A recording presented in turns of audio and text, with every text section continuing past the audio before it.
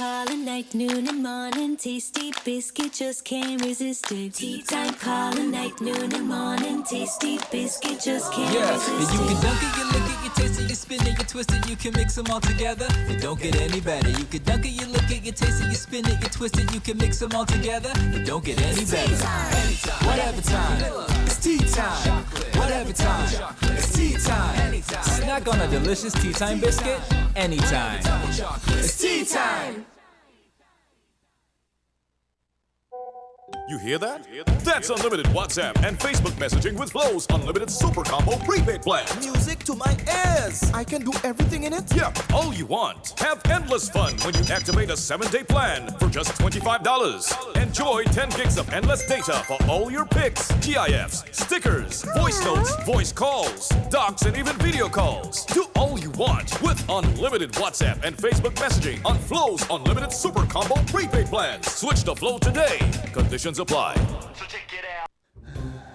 Breathe easy. With the holidays just over and lots of fun spent on holiday supplies, activities and gifts, how are your finances? If your answer wasn't favorable, TDC Financial Services is here to help you breathe easy. Up to $40,000 unsecured to consolidate your loans and even get a little something in your hand. No need to worry. Visit our social media pages or call 465-6516 or 469-5430 to learn more on how you can breathe easy with TDC Financial Services Limited. Terms and conditions apply.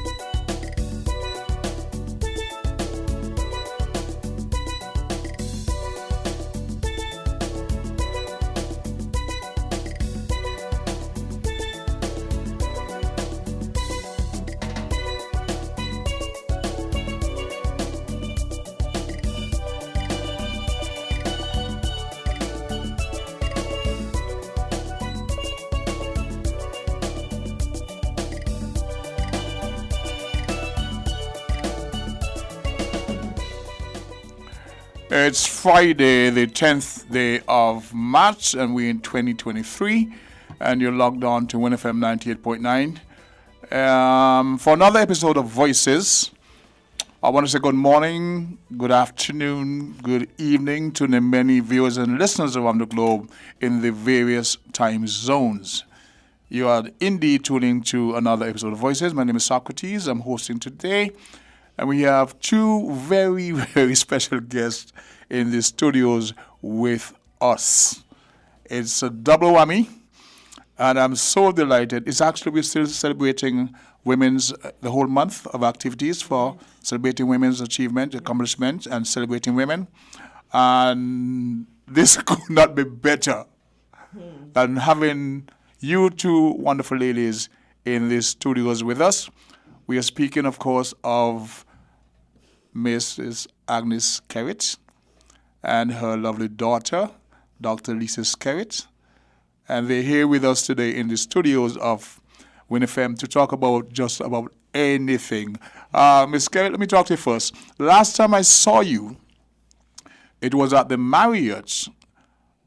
Was it in the January, December? And you were there to receive an award from the Carnival Committee for over 50 years contribution to the development of culture throughout the Federation. Now, I've known you to be active when it comes to carnival events, etc., chaperoning and just educating a lot of young women in the, who are like queen contestants, etc. But you're much, much larger than that, right?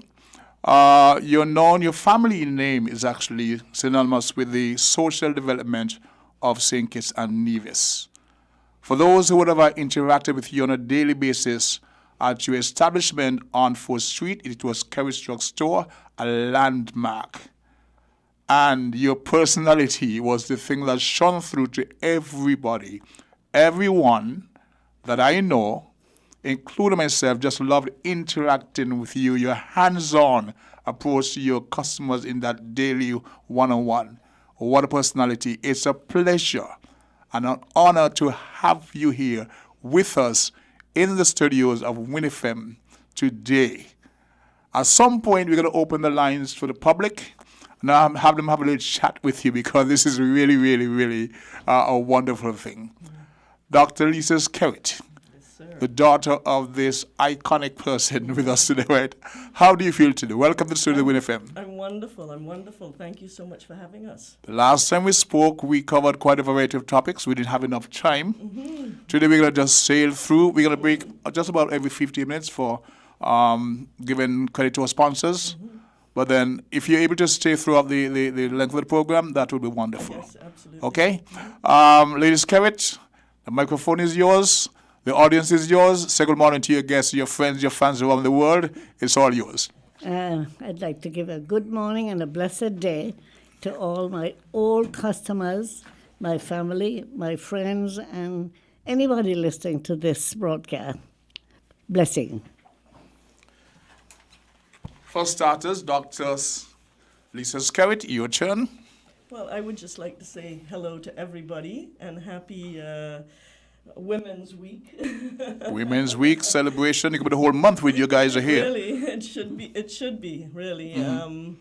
And I'm thrilled to be back on here again. I love being on your show, and I'm really happy to be here, just to help Mom out today With more Mom. than anything else. Yeah. Beautiful, beautiful. One of the things that we know about your mom is her strength of character that comes through in her voice is there. And some people, we have to respect the fact that they age and they don't do too well. I think you're doing wonderful. You're looking great. Thank you. I don't mind dating you. You're not supposed to ask a lady her age, I am not even going to go there. but I don't mind. Right. I'm proud. I'll be 94 in October. 94. Yeah, in October. Congratulations. A lot of us won't make it. I've been abundantly blessed And so we have to count the blessings first. And I have no doubt that you do that. every day. All right? So I think you were one time living up at Shadwell, that great house. I'm told it's got lots of history. That was your residence for how many years? Oh, gosh. From 66 65 to... to 2000. when I broke my hip, no? Yeah, 2008, Yeah. I guess. Okay. My understanding is it was much more than just a home. Oh, yes. It's got some very historic importance. It was Could you the- care to speak to us about that? It was the original government house, It was the original Yeah. government house. where the Governor General, something Fleming, built it. I think he actually built it. Built it? Yes. And he lived there here. Unfortunately, when he died, he left it to a daughter and son in England, but none of them ever came here. The one resident you really overlook it. So you guys got involved with it in how? It came up for sale. Give up a sale. It was then in the hands of a Barclay family at Fountain Estate, Okay. and they were asked us to put it up for sale, and we got it. It was in terrible condition. Oh yes, we had to do a new roof, sidings. It was really terrible, but we had some wonderful years there because our children grew up there. It had big banyan trees. Well, Lisa will tell you about climbing the banyan trees. As a child going up there? Oh, yeah, I had a wonderful childhood. there. Okay. Wonderful. Keisha Isaac, she is a playwright, wonderful person, and she puts on plays there. I've been there a couple of times. Yes. And so I have an inkling about the importance of it, but I did not know, and I'm sure that many persons, even at the archive, may not have that history, that information that it was the residence of one of the governors. I think they actually do. They do? I got a lot of the information from the slave registries, but Shadwell has only been owned by 3 families in 300 years, and it's only been sold twice in 300 years. And you were one of the owners. Well, yeah, 3 so- families. So Gilbert Fleming built it. He was the governor of St. Kitts and the lieutenant general of the Leeward Islands. So when, after the Treaty of Ulrich in 1713, when the European countries were dividing up the islands, they decided to stop fighting each other over them, and they decided to split them up amongst them. And that's when St. Lucia went from being French to being English. So okay. England got St. Lucia, and England got St. Kitts and Antigua and so on, and then St. Martin was divided between France and the. What of Dominica? Dominica, good question. Dominica must have been French first and then Yes. became British. So you can tell because of the patois. Yes. And so in 1713, this treaty was done, and they divided up the islands. Before that, St. Kitts was owned by the English on the ends and the French in the middle. Yes. There was that partitioning. So that was the moment that it was handed over to the English, and the British government sent down this man, Gilbert Fleming, to divide up the Leeward Islands, essentially. And they did to the Caribbean the same thing they did to Ireland, where they sent in lords. They basically give the big plots of land to their friends and so on. And so I have a map from 1753, and on the map it doesn't say things like Greenlands. It says Gilbert Fleming. So whoever owned the land, its name was after, right? So they were like pirates. They came down here. They basically divided up the land the way that they wanted it, and he chose Shadwell as his of all the properties he could choose in St. Kitts. The view from up there is phenomenal. Chose. Yeah. I'm going to ask you about your heritage because it's a question that I entertain for some time. Skerrit, what is the origin of the name? What is your heritage? Irish. Irish?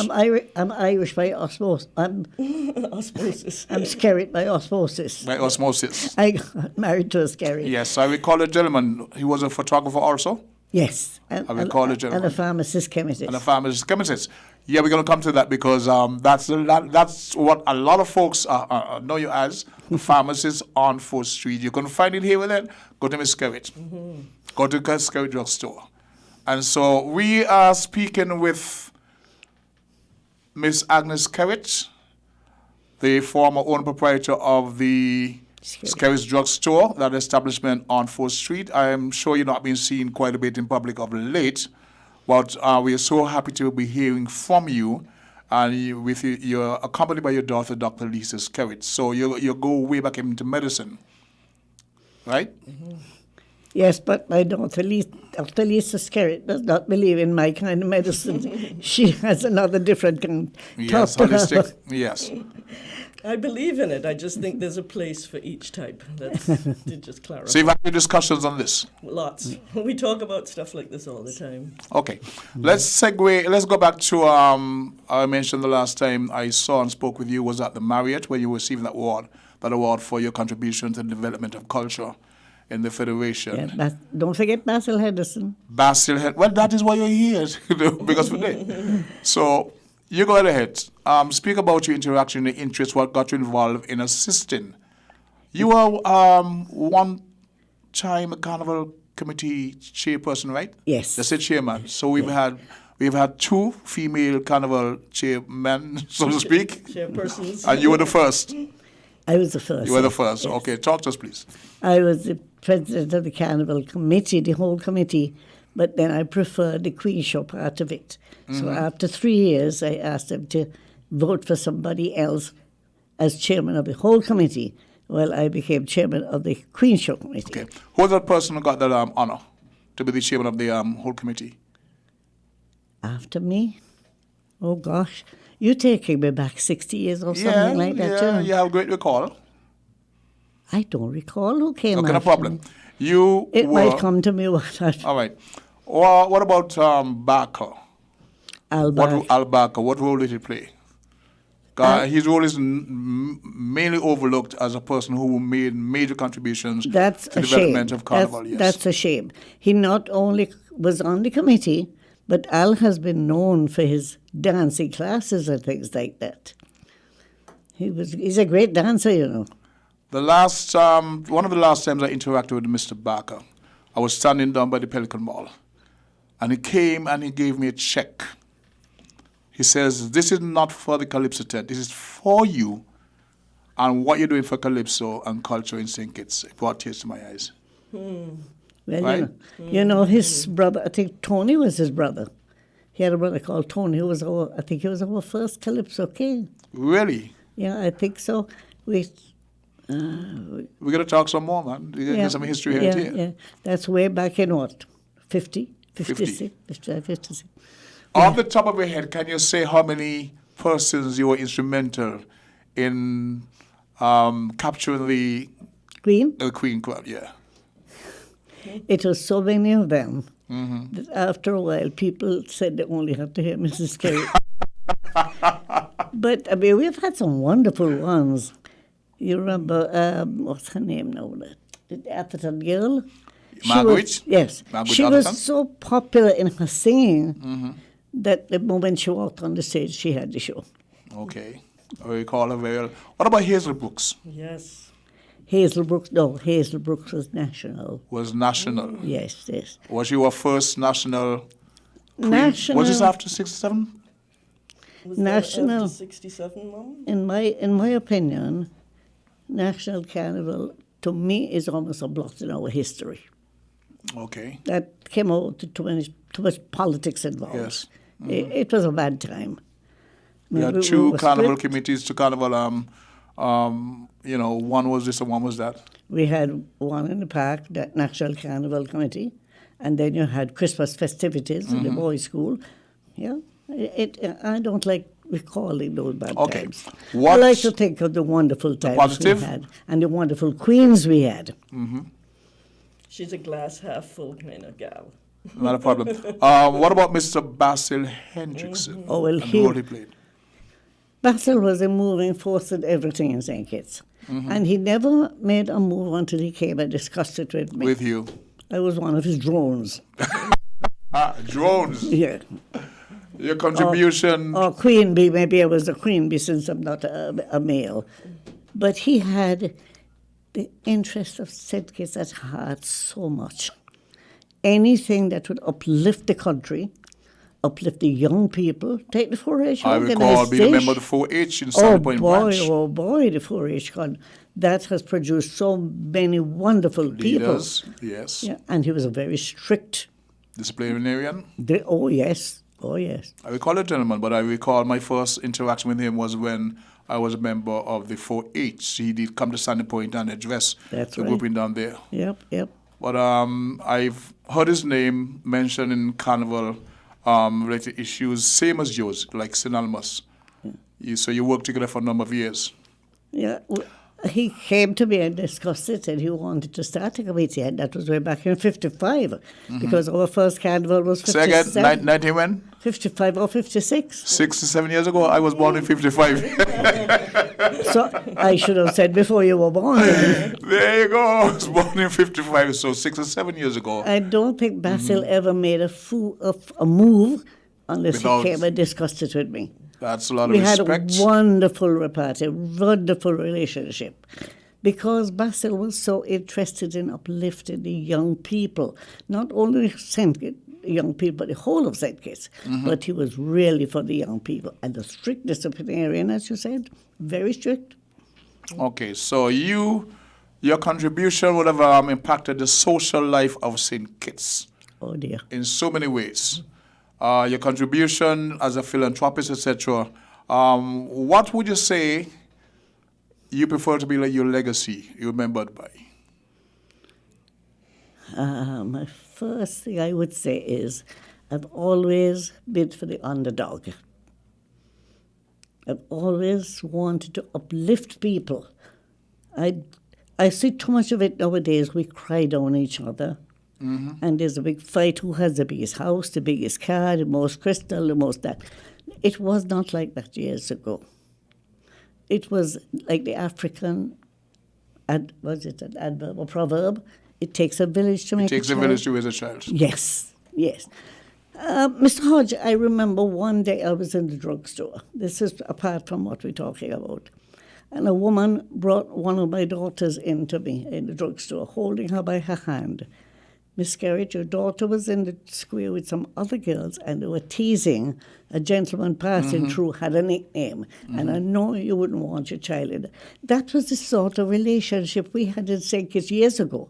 Nowadays, Mr. Hodge, if somebody told me something about your daughter, and I came and I said, look, Mr. Hodge, I hear so-and-so, you know. You may give the audience respectfully, yes. Look at your daughter, and if she's keeping bad company, try it. Nowadays, they tell you, what your mind and Michelle business for. And in the presence of the child.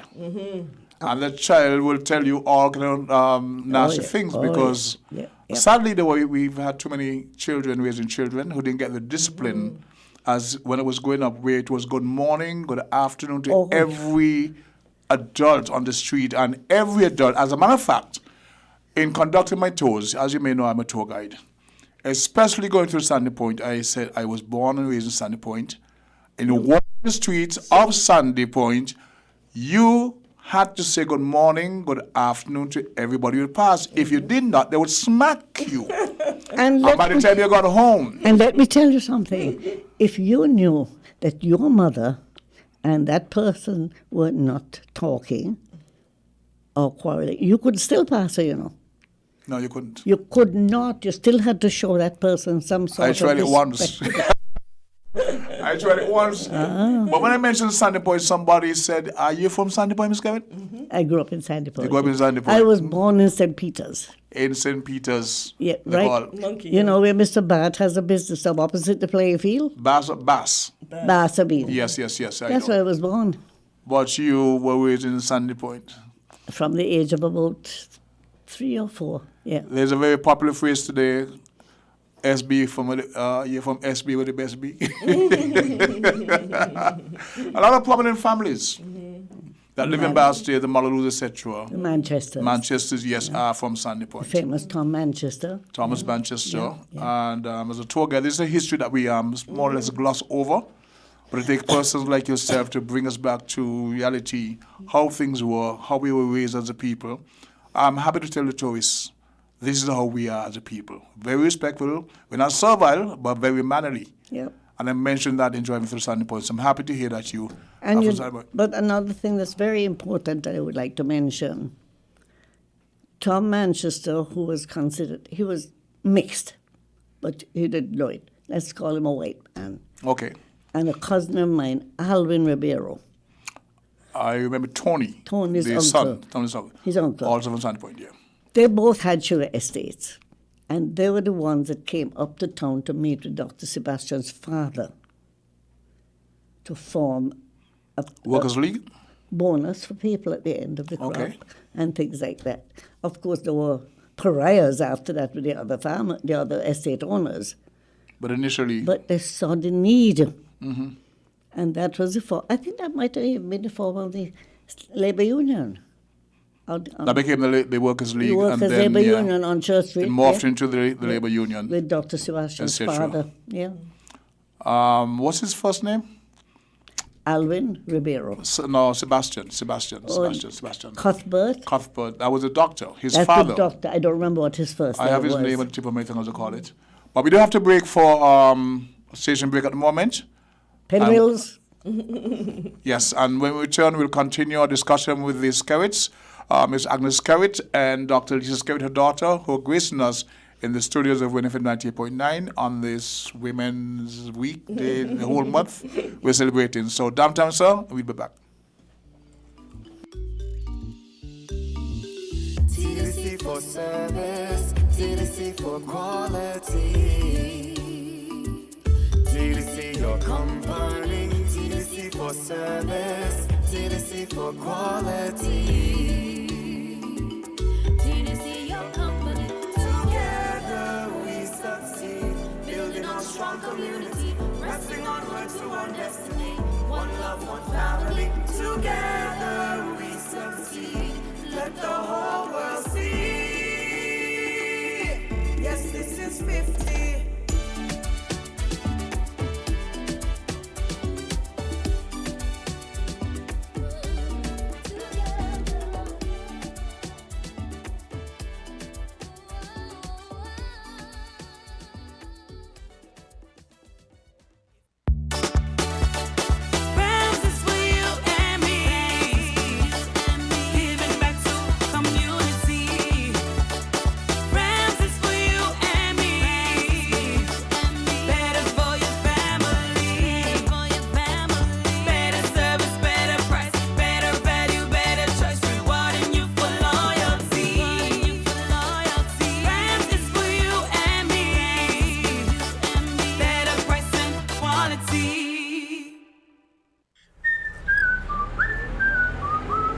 has you so happy? My home internet just got upgraded, and I didn't even have to pay for it. What? Which network you have? Flow! Now I can get the fastest fiber internet in St. Kitts and Nevis for the lowest price. Fastest internet for the lowest price? What's the catch? No catch, my friend. 100 megabits per second for just $135 a month. With Flow, you truly get the best internet experience around. Switch to Flow for the fastest fiber internet at the lowest price. Visit a Flow store today. Conditions apply. WINN is 98.9. 98.9 is Win FM.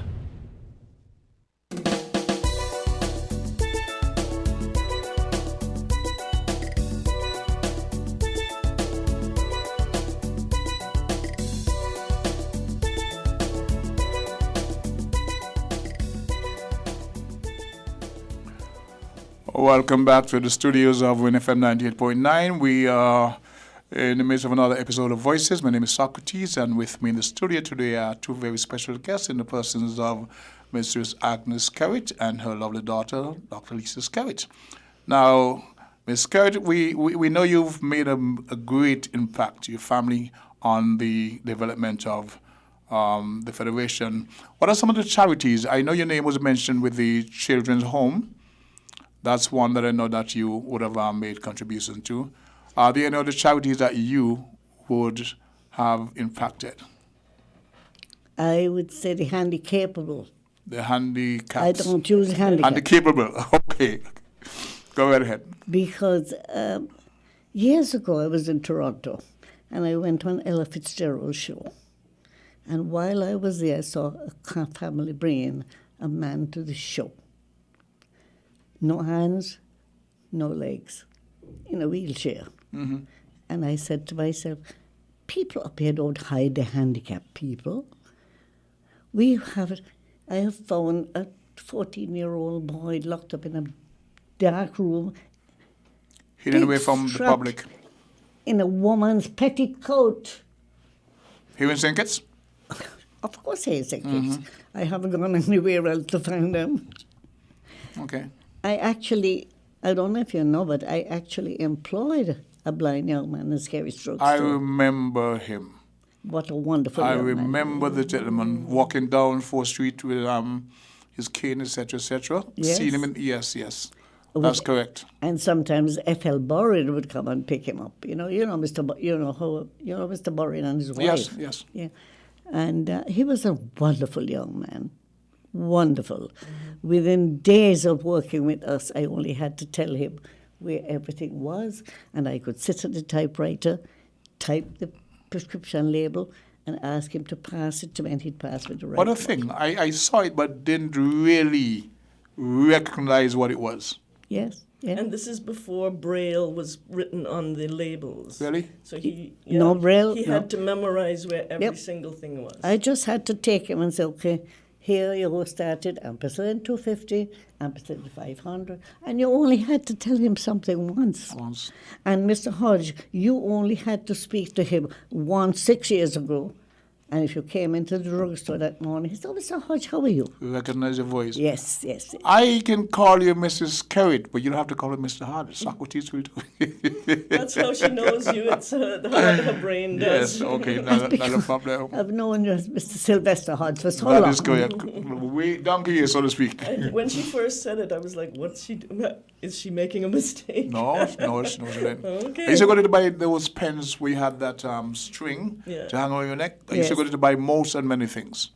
And people knew, like my mother, if you wanted that special powder for diabetics to put on your foot, whatever, you go to Miss Skerritt. She knew, had that vast knowledge of what, and she would speak to persons on a one-on-one and advise them. When the doctors hear you, I think they're going to get mad at me. Well, they need to respect you. They need, and I believe those who know you would have that respect for you. But I must admit, I had a good relationship with the doctors. What about Dr. Hodge, Macmillan Hodge? Oh, that breaks my heart. Yes. A man with a brain, a fantastic doctor, a fantastic diagnostician like Dr. Astafan, and to know that he now has Alzheimer's. It breaks my heart. You know, I met him at Patsy's restaurant one day, and I went up to greet him. He just looked straight for me. He didn't recognize you. That's his heartbreaking. It is. I have a song on that song. It's called Memories. Oh, please. I have a song. I gave it to the Alzheimer's Society. Yes. And they play it at the start of the meetings. Nice. Right? You must put it on the air sometimes. They may have a copy here, but a lot of my songs don't get airplay because it's not the jump up and walk up and wind up stuff. Tell me about that. There's a story I recount to people that you shared me years ago about the Honorable former Premier Robert Bradshaw. I'm telling you. When you were on the board of directors at ZSZ, you said that at one point he called up there about a certain song, the content of the song, he didn't like it, and stopped playing the song. And the next day he came up there with a big nail. And scratched it. And right to the record, there was the whole place, and that was the end of it. I don't want to call names here, but there was another night when I was the chairman of the Carnival Queen Committee. He came up, I was waiting for him to start the show. Yes. So I'm there peeping through the curtain. Then he passed me like a shower ring. Where's Mr. Scarrett? I says, here I am, sir. He says, there is a person. A contestant?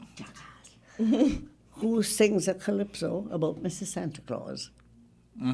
That song is not to be sung on the show tonight. I said, no, sir, no, Mr. Bradshaw, he's not even on the program. He says, I don't care.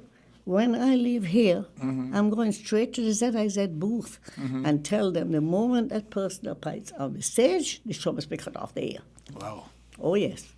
He was another Basil Henderson. He wanted the best for the young people of St. Kitts.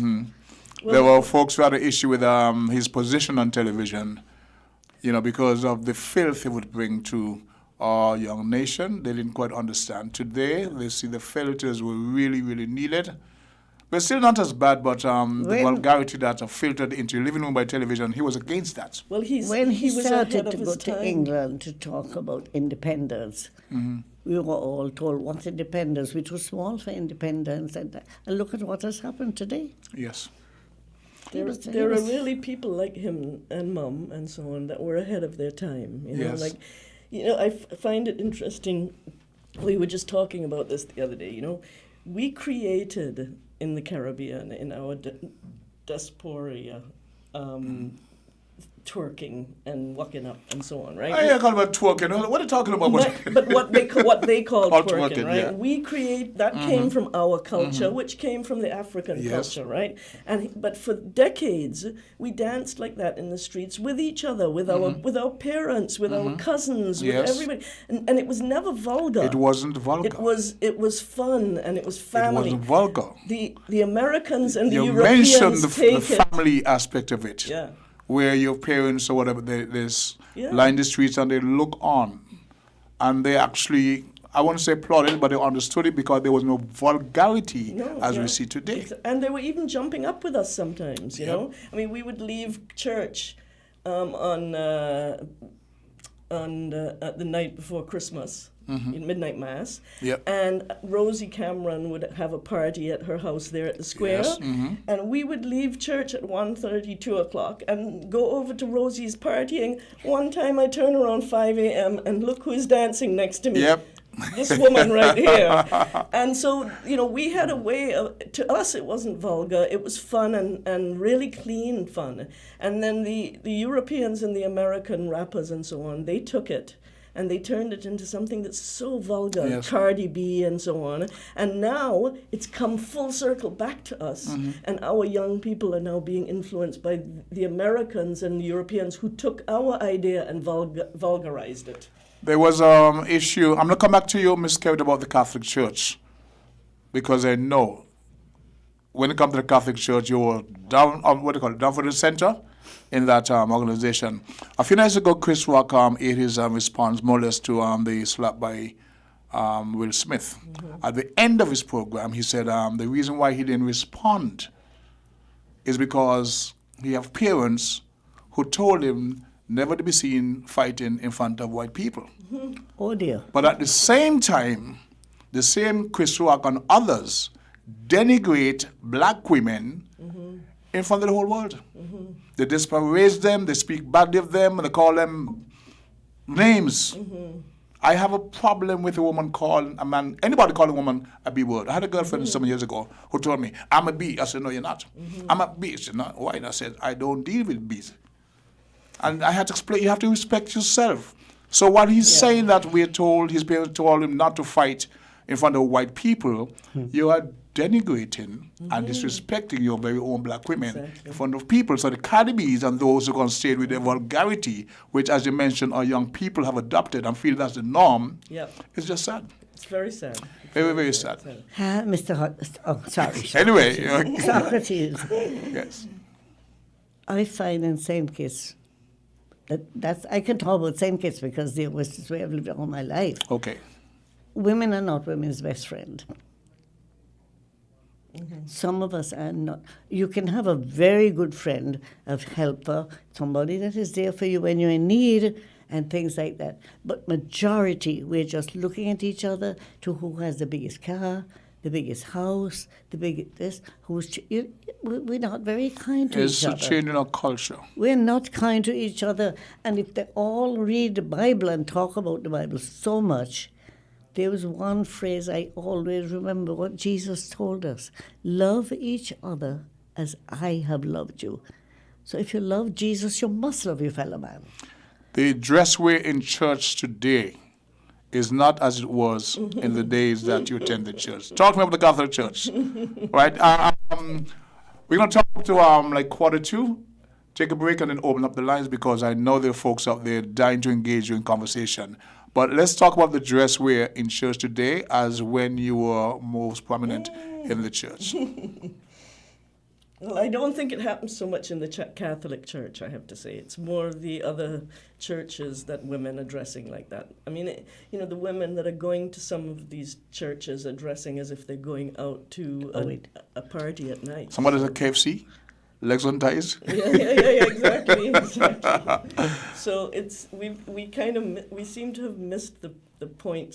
We really missed Jesus's point. There's no doubt about that. We are so lost. I mean, I think it's time for him to come back, like he said he was going to, because we really need him now. You look around, and most people who consider themselves Christians aren't really following his true teachings, which were really two basic things.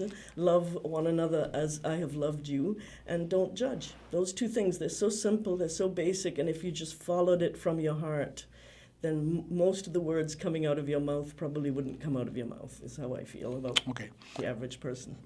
Question about the church. Would you say that you were a leader in the Catholic Church? Not a leader, but I've worked in different things. I was in the Catholic choir from the age of 9. In the Catholic choir from the age of 9? In the choir. Then when I got older, I kept on taking my children to Mass and things like that. But in later years, when they involved the congregation more, I was a reader, and I led the singing, the choir with the announcing the hymn, what we were going to sing and things like that. And then we had a priest here who saw the need for aid. People would go to the Presbyterian, the priest would give him $1. And he realized a lot of them were alcoholics. Really? So instead of giving them the money, $1, he went to Mrs. Fulton and bought bread and gave them. Some of them took the bread, and some of them actually he saw them break it up and throw it to the square. Really? Because they wanted that $1 to go and buy what they wanted. And that was the start of the Society of St. Vincent de Paul. I was the first president for 6 years.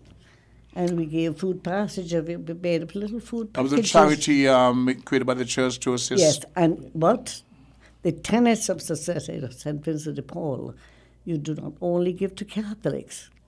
Where the need is, you go. You address it? Yes.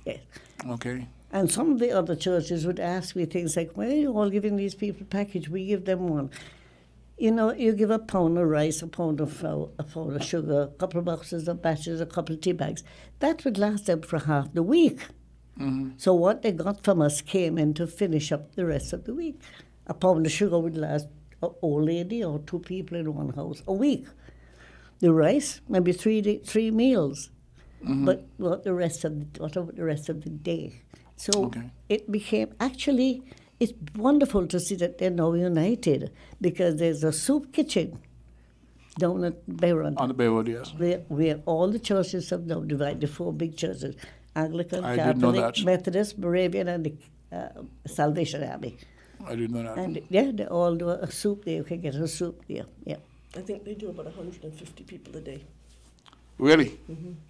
Was that the building donated by Miss Kishu? Yeah. Yes. And I think the Ramchandani's family, the Chandaramanis, run it mostly, I think, yeah. There is the whole question of, all these cultural people, like even myself, when we try to get sponsors from, all of us go to the Rams and that's there's a entity here that we go to, they don't give us anything at all. So they're giving back. As a matter of fact, one of the reasons why I'm here today, because, as a tour guide, in 1988, the prize for the Calypso Monarch was a brand new car. That was donated by Rams and TDC. Wow. And that's the one you won? That's the one I won. Wow. Right. Wow. And that's how I became a tour guide. 1988. Now today they're giving $15,000-$20,000, but that's a different story for a different time. But yes. I think that was only the year they gave a car, though. No, they gave him one. Star Sheila got one the year before. Before you? Yes, he had gotten a Daihatsu. I thought you were the first person. I got the car, and then I got a quarter acre of land. I won consecutively. Wow. And then in the 5th year, Elimat got a pickup. He won that year, he got a pickup. I remember. And then, you know who was chairman then? Aubrey York. Oh, gosh, that was a wonderful giant. person. That was a giant of a man. He sought to make sure that, I want to say I won a car. Rosie Hodge also won. So the king and the queen, they both got equal value and prizes. Wow. Now you compare that today, just last year they went up to 20,000. It was 15 for many, many years. So you're getting smaller, but we have to respect the person like Basil Hendrickson, Aubrey York, who sought to respect the artists. Yes, yeah. Right? And so Rams, as I was saying, they're a company that gives back to the development of the country. The Rams have always been very generous. One has to respect that. They would have donated wings at the GNFM and stuff like that. The eye clinic. The eye clinic. Is it Keshu did that with money his aunt left him. He used that. It's His called personal. It's called it's called the Carla Chandaramani Eye Clinic. I think it used to be. That's his aunt's name. That was his aunt's name. It's his aunt's name. Oh, Okay. Mr. Ramchandani, that you would know because you probably weren't born when he died. I don't know. All I know in the Sandy Point is that they say when the Rams died, they would cremate them around the hole. Yeah, down at around the hole. Around the hole in Sandy Point down, yes. As a young person in the church, we went there for the choir members' picnics. Around the hole? Around the hole. What hole? That's just beyond Fig Tree in La Valley area. Yes. It's a very sandy, well, it's black sand, but the water is awesome. It's on the more or less Atlantic side, but it's where we used to go to like Kansas pastures, etc. So around the hole is if you go to Fig Tree and you mount that hill, it's actually blocked off. It was blocked off when they were building the golf course. Right. But that area, and a lot of people used to go to get sand for construction. Yeah. Nice area to bathe, etc. And I bet you wouldn't know because you were not born yet. It was a port. I know Fig Tree being the port. They had a treasury down there. Yes, I know that. As a You matter of know fact, I'm doing a thing called the story of Sandy Point, where I highlight Fig Tree and Pump Bay. Mm-hmm. It was a port. It's where the guy who sang the song Amazing Grace. Oh, yeah. He landed some yes. 4 ships. He brought about 400 enslaved people here direct from Senegal. Yeah. And that was the main port. Pardon? Go ahead. Have you visited that Amazing Grace place? I have. It's an interesting. I have lots of information. I took pictures. As a matter of fact, on my Smithing Story Standing Point, I feature a lot of the information I got from there. It's a humbling experience. I'm actually doing... To see his transformation when he suddenly realized John what Newton. He was, John Newton. what he was doing and stopped it. Yeah. We're getting so involved forgetting to give credit to our sponsors. So once again, we pause to give credit to our sponsors, and we'll be right back.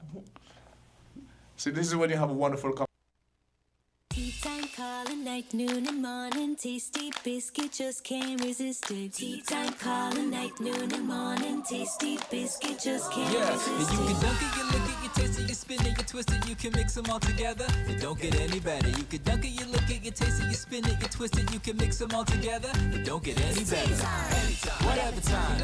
It's tea time. Whatever time. It's tea time. Snack on a delicious tea time biscuit anytime. It's tea time.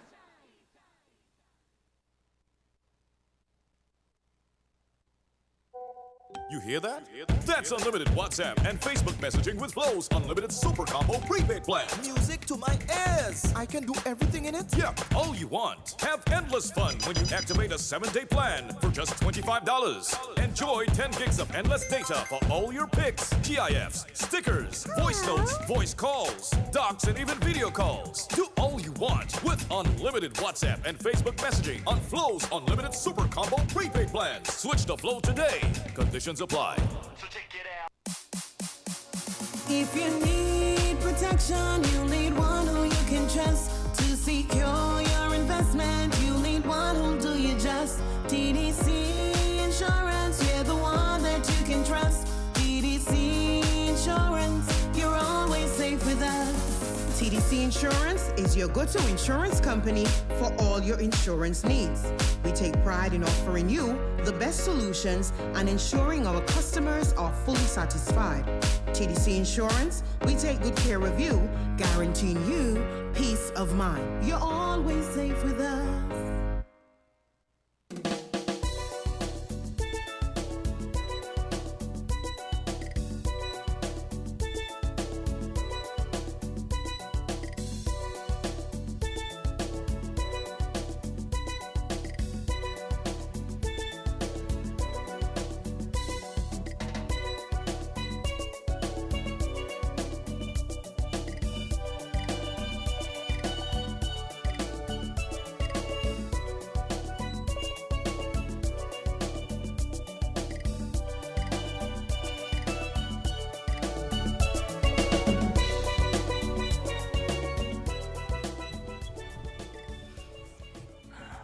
We're back on Voices, and I must apologize to the public. I promised to open the lines and have the public engagements create, but they talk so sweet, man.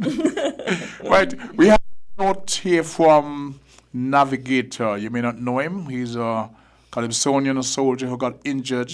He was actually shot while he was kind of his duty. So he's the president of the disabled. He sent me something just now. Mm-hmm. We were asking about I just lost it.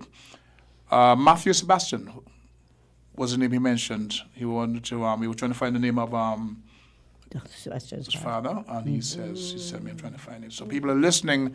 Navigator, I hope we can get you to make a contribution via the phone. But yes. Oh, he says, the father Joseph Matthew Sebastian. Yes. Here you go. So but Montreville Sebastian, and his father name was Joseph Matthew Sebastian. Yeah. All right, so, Doc, what do you have to say? Well, it's fantastic stuff, man. It's so interesting to hear Mum talking about all of these things. Such a rich history, and she do you want to talk a little bit about the beginning carnival, the first one that you guys started before it changed to the next one? That was carnival. What we have now is not carnival. The first. Okay, hold on. We have a call. Sorry to interrupt you, but lines are open. Caller, you're live on Voices. Good day, caller. You're live on Voices. We're trying to get that caller patched through. Okay, we would have missed them. So, in the meantime, the mic is yours. So what was the difference between the carnival in the 50s to the one that started later? More cultural and more historic. The first carnival we had, a stalwart, Cromwell Bory. I recall him, the playwright. Yes, and he put in the Ten Commandments. Mm-hmm. You had Iris Howell, who put in a bunch of Hawaiian girls. She ordered the grass skirts. Okay. Janice, don't forget. I remember Janice. Oh, Okay, Janice caller, Randall. you're live on Voices. Okay, good morning. Good morning to you. Mrs. Carrot. Hello. I'm calling from Boyd. This is the Wilson from Boyd. I don't know if you remember us. Yes, darling, I do. Remember? Yeah, okay. Nice hearing your voice, man. You sound like a teenager still. Yeah, you're sounding good. Yeah, well, actually, the rest of me might be 94 years old. But my tongue is still in the teenage years. There you go. Thanks for calling, darling. Thank you. Okay, all the best. Nice seeing you. Pardon, that's it? Do you have any questions? You gone? She gone. Okay, no problem. Thank you for that contribution. And you were saying, we're talking about Carnival then and now? Yeah, the differences between then and now, Mom, of Carnival. Anything else you want to say about that? How it was different in the 50s? In the 50s, number one, it was more decent, much more decent. And they were cultural and historical. As I said, we had a commissioner of police here called Major Alfonso. I will call him. Many of you remember him. I will call his daughter. He brought in a troupe of costumes from the February Carnival in Trinidad. Yeah, and they were all American red Indians. They were supposed to be. Let me interrupt you and take this call if we can. Caller, you live on Voices. Well, greetings, King Son, and greetings to the Serene Highnesses in studio, Queen and Princess. Definitely. We don't want to interrupt much longer because we want to get as much as possible of the sharing of the Queen and the Princess. Yes. I know my visit is tardy, but I'll catch up. Okay. Lady Scarlett and Princess Eli will catch up. Eli and Eli Jr. will catch up on the visit. Excellent. Blessed love. Wonderful. Great to hear you. Great to hear you too. Bless. Bless up, man. Okay, we have some comments. Please, this is coming from Chris Collins. You may not recall him, a young man from the Newtown area. He's a photographer. He's living in London for some years now. He goes back and forth. Yeah. But he said, please convey my love and best wishes to a true legend. Right? And we have Queen and Princess indeed. My friend in New York, she says Rosemary deserves to be acknowledged by her. Oh, that's a different story. But that's Chris Collins is one train. But Chris, I'm glad you're always logged on to what's happening in St. Kitts and Nevis. I am so honored to be in the presence of Mrs. Agnes Carrot and her lovely daughter. We're getting a wealth of information and perspective that I think the Federation needs at this time. So thank you for your contribution. We got about time, 4 minutes before the midday newscast. If we get any other calls, we'll take them. But in the meantime, the mic, ladies, they're yours. Yeah, anything else about that period, Mum, that you wanted to talk about, the original Carnival? Oh, it changed. It's a bitter place in our history because there was too much politics involved with National Carnival and Christmas festivities. And so in 1971, was it was then nationalized by the then government? 68 or 71? 71. Yeah, because the confusion started 66, 67. Yes. Yeah. So we celebrated the 50th anniversary, even Sugar Mass 51, and you got your award. How do you feel about being recognized? Because many times, like we mentioned, Mr. Albaca, vastly overlooked. Yes. But how do you feel about being recognized, appreciated, and respected to be given that honor? It's humbling. That's the word I would like to. It's humbling. You see, when we get an award, it's not something we did alone. If there was not somebody to do something for, whether it's in charity or whatever, you could not do it alone to get an award for what? Just standing up in 4th Street and saying, I'm Agnes Carrot. No. You have to be involved, and the people you are involved with are just as eligible for the honor as the person who attended. No man stands alone. No man is an island. But then you were the beacon, the leading light. People were drawn to your energy. Sometimes if you don't start something, nothing happens. So the credit was given to you because you were the guiding light, the person who were taking the fight to, because everybody's figuring, well, it's somebody's job. This needs to be done, but it's somebody's job. You actually were the one spearheading, and so they were drawn to your energy, resulting in you being recognized as the main person who would have brought major contribution, being recognized at the 50th anniversary of our carnival. And I learned then, that's when I learned that you were the first carnival, female carnival.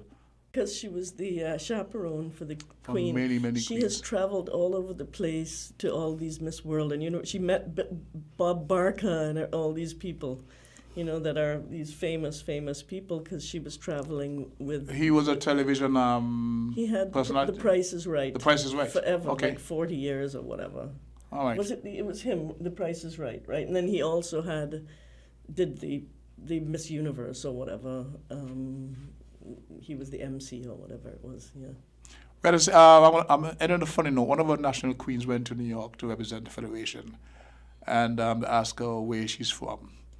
And she said Sandy Point. You remember the one? I think it was Marva Warner from Sandy Point. She was a national queen, went out there to represent the Federation, of course, and would ask where you're from. She should have said from St. Kitts Nevis because we were not the Federation back then.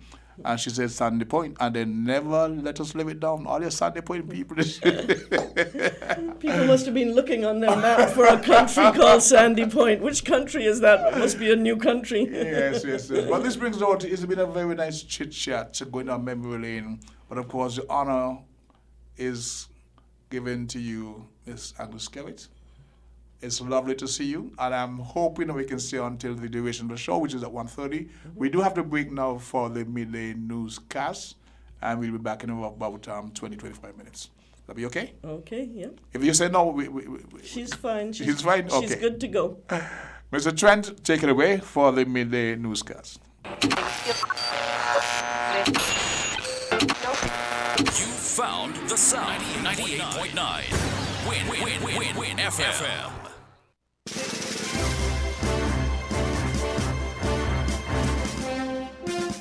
We now bring you the headline news. The headline news is brought to you by Caribbean Alliance, The Grange, KDP Enterprises, Carib Brewery, and NHC.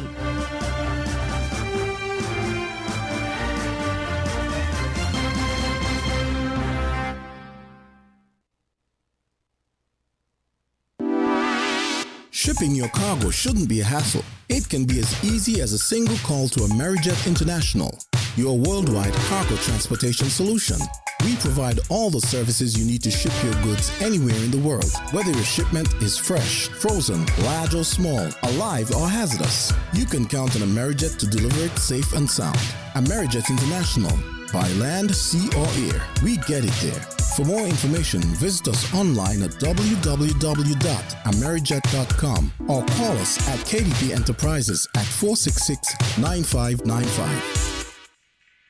When it comes to the important things in life, your health, your education, your choice of a life partner, and of course your insurance provider, only the best will do. Caribbean Alliance Insurance is the only insurance company in the Eastern Caribbean with an A excellent rating. We have a robust 3-tier reinsurance strategy that protects our policyholders from multiple catastrophes, even if they occur in quick succession. We spread our risks over 18 territories, ensuring minimal impact to individual territories when a disaster strikes. We provide an excellent claims experience. Claim settlement is usually between 24 to 48 hours. Our A excellent rating means that you are more secure with us. Contact us for motor, property, marine, public liability, employer's liability, and other policies.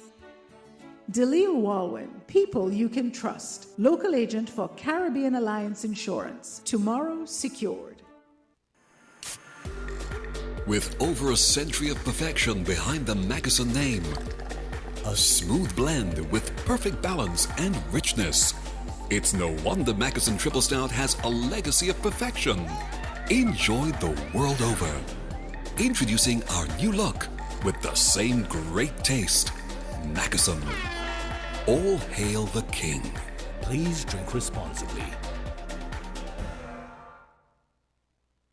NH NHC is helping you to pay less in 2023. Having difficulties keeping up to date with your mortgage? Make an appointment to speak with your account manager today and learn how you can pay less. Our refinancing program will give you the opportunity to pay as low as $300 a month. Call us 466-4701 or visit our office at East Park Range. Pay less, worry less with NHC refinancing program that's designed with you in mind. Offer valid from February 1st to June 30th. Did you know that the Grange Healthcare Facility is the first purpose-built, non-governmental healthcare organization on St. Kitts? It's situated at Otley's, 7 miles east of Basseterre in beautifully landscaped surroundings. The Grange has a team of highly trained professionals and provides care that's rated as being comparable with UK and North American standards. The Grange offers varied accommodations to suit your individual needs, and our all-inclusive packages make the cost of care per hour the most competitive on the island. Services include convalescent care for all ages, daycare facilities for older adults, rehabilitation services, and training and continuing education for healthcare providers. For more information, call 466-5525 or 465-8020. Fax 466-8221 or email thegrangehealth@gmail.com or visit our website at www.grangehealthcarefacility.com. With the Win FM Midday News, I am Kevon Brown. And I'm Devon Cornelius. Our top stories. Euro St. Clair Swanston has died. Nevis Island Administration purchases 9 acres of land to develop Owali Water Taxi Pier. Vehicle checkpoints, 2 arrested for failure to obey traffic laws. Trinidad and Tobago government amend legislation to allow workers from other CARICOM states to enter, work, and stay there indefinitely. Eastern Caribbean Supreme Court has ruled that a non-government organization can challenge 3 major developments in Grenada. Internationally, Georgia's ruling party has said it will withdraw a Russian-style draft law in the face of mass protests and widespread international criticism. Now the details.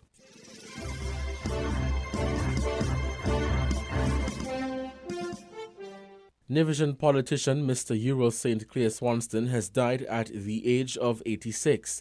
Mr. Swanston, a founding member of the Nevis Reformation Party (NRP), served as the parliamentary representative for Nevis 3 St. George. He was in government from 1984 to 1995. In 1980, Mr. Swanston became a member of the historic PAM NRP coalition government led by Dr. Sir Kennedy Simmons. In 1983, when the Federation of St. Kitts and Nevis attained independence, Mr. Swanston was appointed Minister of Communications, Works, Public Utilities, and Posts in the first Nevis Island administration. Mr. Swanston, who is from Zion Village, Gingerland, has received numerous accolades for his contribution to social and economic development of the island of Nevis. Mr. Swanston was awarded the Companion of the Star of Merit at a National Heroes Day parade and ceremony held at National Heroes Park on September 16, 2021. In 2010, the stretch of road from Market Shop to the end of Zion Hill in Gingerland was officially renamed the Euro St. Clair Swanston Highway.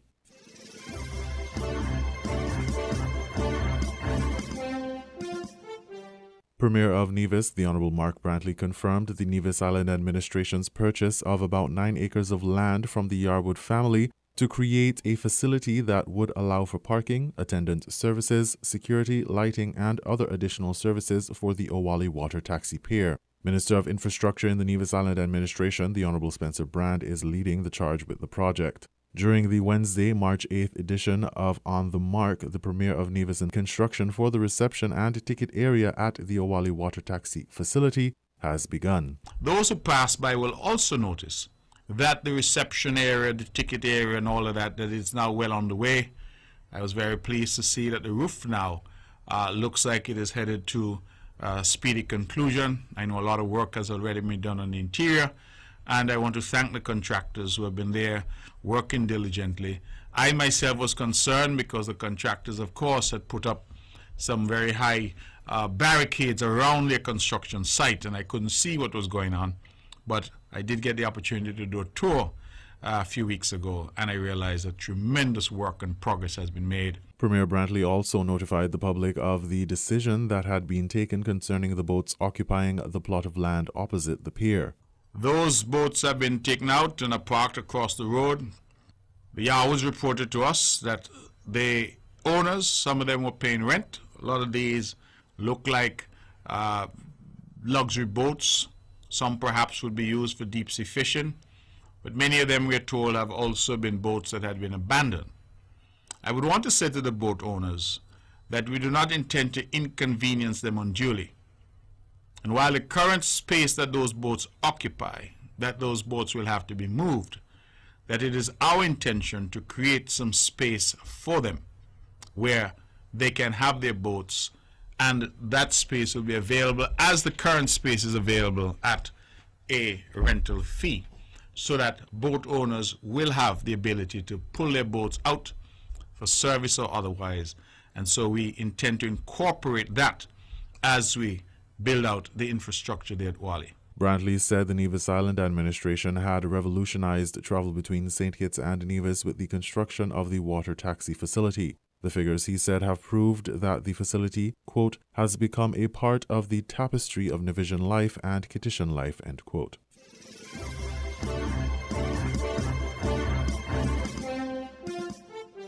Inspector Carl Griot, Sergeant Daryl Boone, and Sergeant Vivian Caesar, as well as other officers in the Royal St. Christopher and Nevis Police Force, the St. Kitts Nevis Defence Force, and Customs and Excise on Thursday, March 9th, conducted vehicle checkpoints in District B. A WINNFM reporter witnessed the pursuit of a vehicle which was intercepted during a vehicle checkpoint exercise. The police blocked and searched the vehicle in the Harry Phipps project in Halfway Tree, St. Kitts, and as a result, a male and female were arrested. The vehicle PA 5610 was being driven by the male, who was arrested for driving without a license and insurance. On the other hand, the female was arrested for allowing the male to drive her vehicle without a license and insurance. The vehicle PA 5610 was seized by the police. The WINNFM reporter recalls a similar incident involving the male and the exact vehicle in the Harry Phipps project in the last quarter of 2022. A senior police officer told WIN that police had had several successful vehicle checkpoint exercises over the past weeks of 2023. He said tents were removed and individuals were issued tickets for various traffic offenses.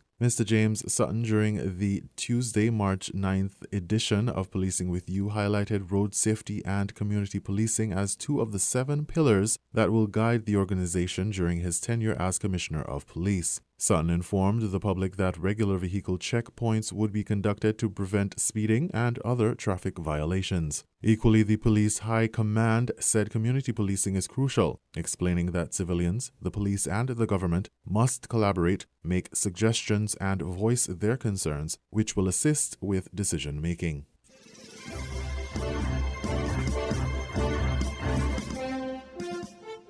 In regional news, Trinidad and Tobago government amend legislation to allow workers from other CARICOM states to enter, work, and stay there indefinitely. Eastern Caribbean Supreme Court has ruled that a non-government organization can challenge 3 major developments in Grenada. Those reports and more from Carib Update. A documentary film on the indigenous people of the Caribbean is now ready to hit the big screens. The story focuses on the Kalinago people of Dominica, and it is called New Land, the Kalinago Dream. An opening screening of the new movie was held Thursday at the Grenada Museum in St. George's. The flick chronicles the stories of resistance, resilience, survival, and celebration of the Kalinago territory in Dominica. The story unfolds around the life of current Minister Kozia Frederick, a representative of the Kalinagos in the Dominica government. Minister Frederick said the preservation of the Kalinago people and culture should be looked at closely by regional governments. One of the directors of the film, Grenadian Teddy Frederick from the Grenada Film Company, highlighted how such a film came about.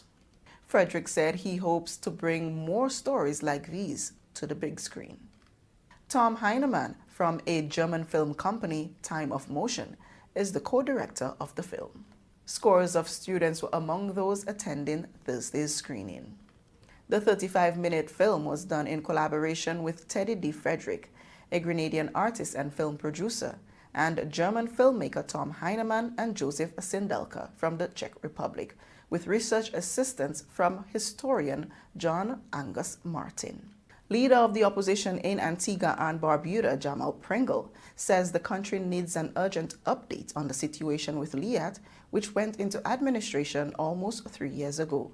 Pringle said in the parliament in St. John's on Thursday that at the time the nation was promised an update within 4 months. Antigua's push to get new investments into Liat from other regional governments have gone nowhere. Pringle acknowledged there appears to be a failure on the part of the government to move forward with the situation. Recent reports have suggested that the Trinidad-owned airline Caribbean Airlines is moving to invest in more ATR aircrafts that can do more short-haul inter-island connections. An Eastern Caribbean Supreme Court has ruled that a non-government organization, the Grenada Land Actors, GLA, can go ahead to challenge 3 major developments there on environmental concern grounds. Developers had sought to declare that the GLA had no standing in the matter. The court ruling now clears the way for the court in Grenada to hear the environmental challenge to 3 major planned developments, including at Livera in the north of the island, where there is a national park and internationally protected wetlands. The GLA has long argued that the project will destroy those areas. GLA has accused developers Singapore Heng Sheng of not declaring a separate environmental impact assessment for the construction of an 18-hole golf course at Livera. The group also accused them of forging ahead with clearing huge swaths of trees and undergrowth. The developers have claimed the project will cost $2 billion, a figure that has been disputed in some circles. The GLA also has major environmental concerns about 2 other developments at La Sagesse in the southeast of the island and at Mount Hatman in the south. GLA's lawyer is Rita Olivetti. There are major concerns even outside of Grenada about the environmental impact of the 3 controversial projects. Eyebrows were raised when the 3 projects were advocated under the previous Keith Mitchell administration, including by the then opposition National Democratic Congress. Now in government, the NDC of Dickon Mitchell reportedly does not share the environmental concerns it once had. New party chairman Sylvester Corliss was asked about that this week. The Trinidad government has finally amended legislation that will allow for more workers from other Caribbean states to enter, work, and stay there indefinitely. With the new amendments, the expansion of the categories of workers eligible for free movement from within the region moves from 5 to 12 categories. Before university graduates, artists, musicians, media workers, and sports people were eligible.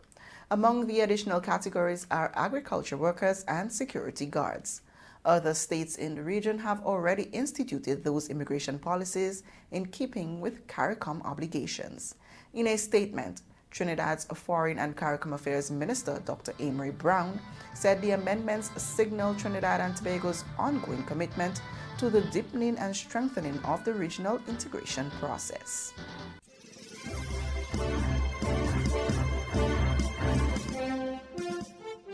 We now bring you these international reports.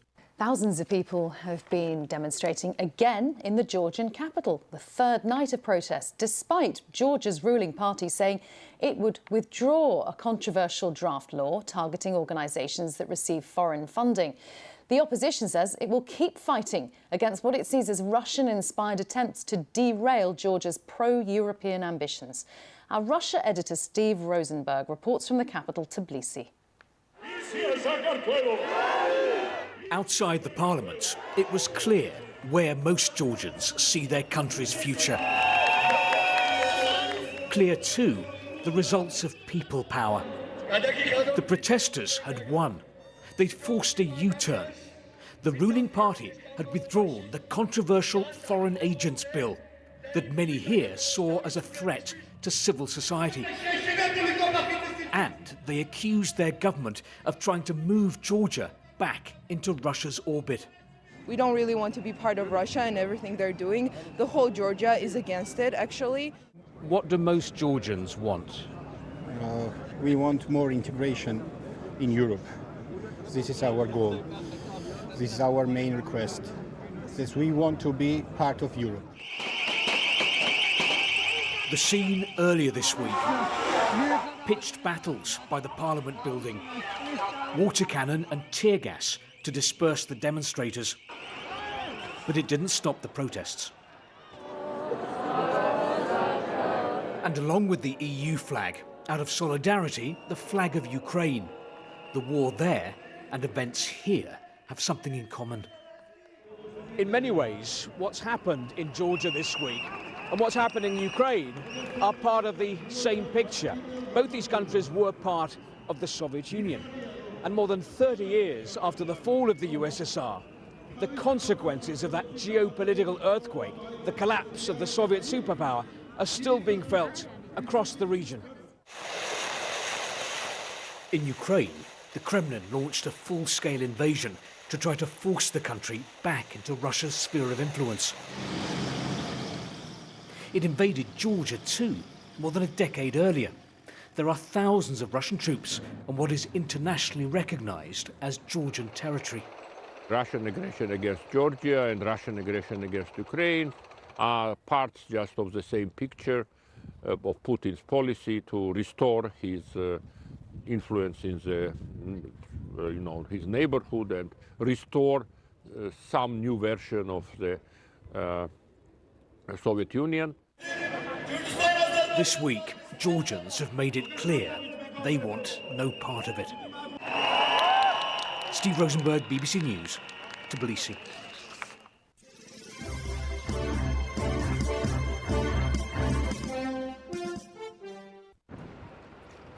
Rows upon rows of water tanks still surround the reactors at Japan's Fukushima Daiichi nuclear plant, with enough water to fill 500 Olympic-sized swimming pools.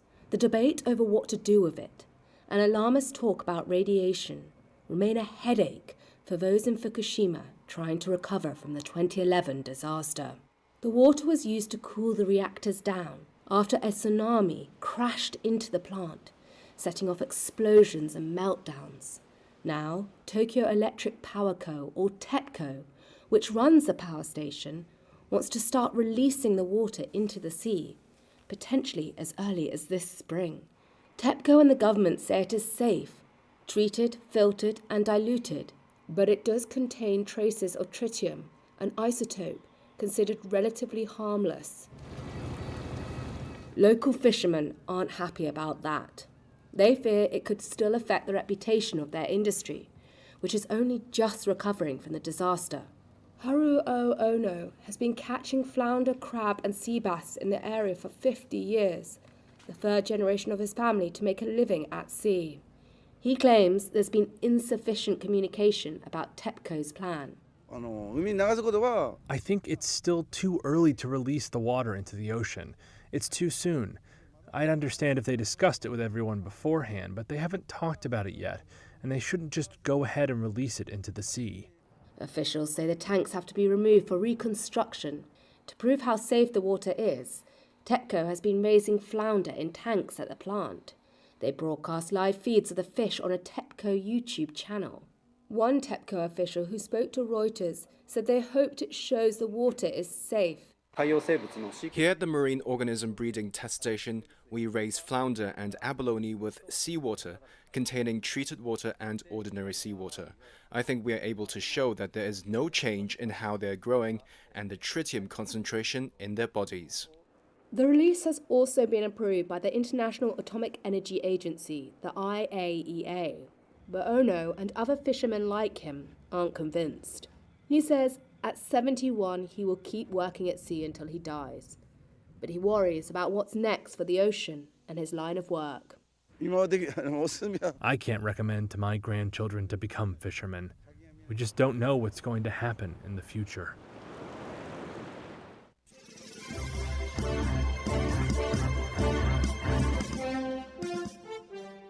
Police in the German city of Hamburg say several people have been killed in a shooting incident and several others have been injured. The attack happened inside a meeting hall for Jehovah's Witnesses in Hamburg, where an event had apparently been underway. The investigation very much underway. Police say the gunman acted alone, and it is thought that the gunman is dead. And yet there is no reliable information on the motive, according to police. Let's bring you up to date, though, on the events. This report from Tim Allman. A quiet street in Hamburg at around 9 o'clock in the evening local time. In the distance, a figure appears to have climbed up the outside of a building and is peering inside. Then, after a short pause, he raises what appears to be a handgun and opens fire. Not long after, armed officers arrive and are storming the building. Slowly, carefully, they make their way upstairs. No idea if the gunman is waiting for them. Kingdom Hall, a place of worship for local Jehovah's Witnesses. It's believed they were in the middle of a service when the attack took place. I didn't realize what was happening. I was filming with my phone and only realized through the Zoom that someone was shooting at the Jehovah's Witnesses. Then I realized what was going on there. A little later, once the building had been secured, a number of people were escorted out with their hands on their heads. Initially, there were reports the attacker may have escaped and been at large in the city. But police now believe the gunman, whoever he may be, never left Kingdom Hall. The officers also heard a shot from the upper part of the building and went upstairs, where they also found a body. So far, we have no indications that any perpetrators fled. For now, no motive has been given, no reason for this carnage. A full investigation will now begin to try and work out why these terrible events happened. A place of peace, witness to such deadly violence. Tim Allman, BBC News.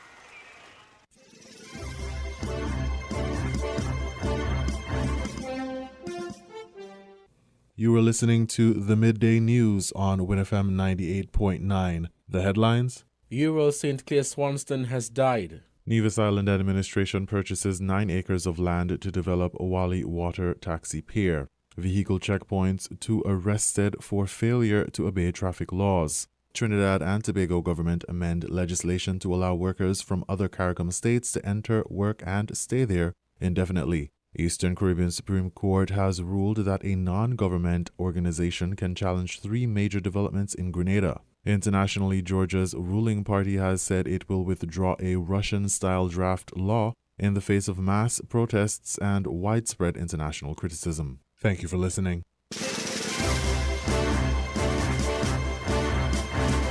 That was the WINNFM Headline News. The Headline News is brought to you by Caribbean Alliance, The Grange, KDP Enterprises, Carib Brewery, and NHC.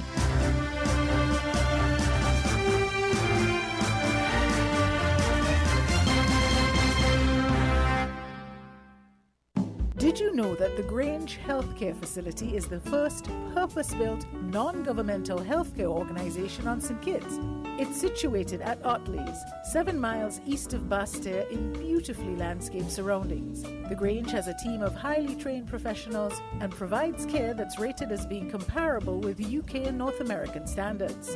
The Grange offers varied accommodations to suit your individual needs, and our all-inclusive packages make the cost of care per hour the most competitive on the island. Services include convalescent care for all ages, daycare facilities for older adults, rehabilitation services, and training and continuing education for healthcare providers. For more information, call 466-5525 or 465-8020. Fax 466-8221 or email thegrangehealth@gmail.com or visit our website at www.grangehealthcarefacility.com.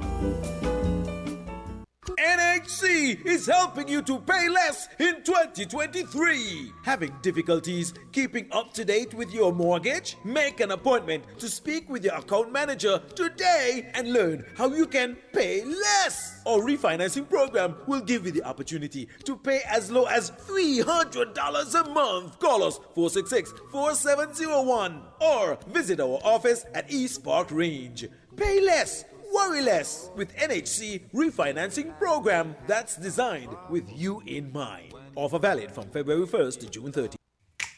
Maybe it's the way the brilliant gold liquid reflects our sunshine, or how the bright blue of its label mirrors the clear Caribbean skies overhead.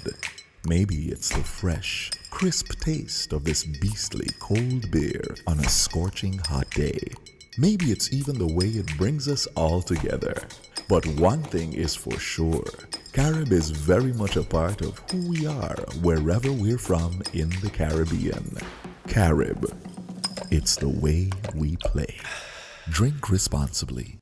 When it comes to the important things in life, your health, your education, your choice of a life partner, and of course your insurance provider, only the best will do. Caribbean Alliance Insurance is the only insurance company in the Eastern Caribbean with an A excellent rating. We have a robust 3-tier reinsurance strategy that protects our policyholders from multiple catastrophes, even if they occur in quick succession. We spread our risks over 18 territories, ensuring minimal impact to individual territories when a disaster strikes. We provide an excellent claims experience. Claim settlement is usually between 24 to 48 hours. Our A excellent rating means that you are more secure with us. Contact us for motor, property, marine, public liability, employer's liability, and other policies.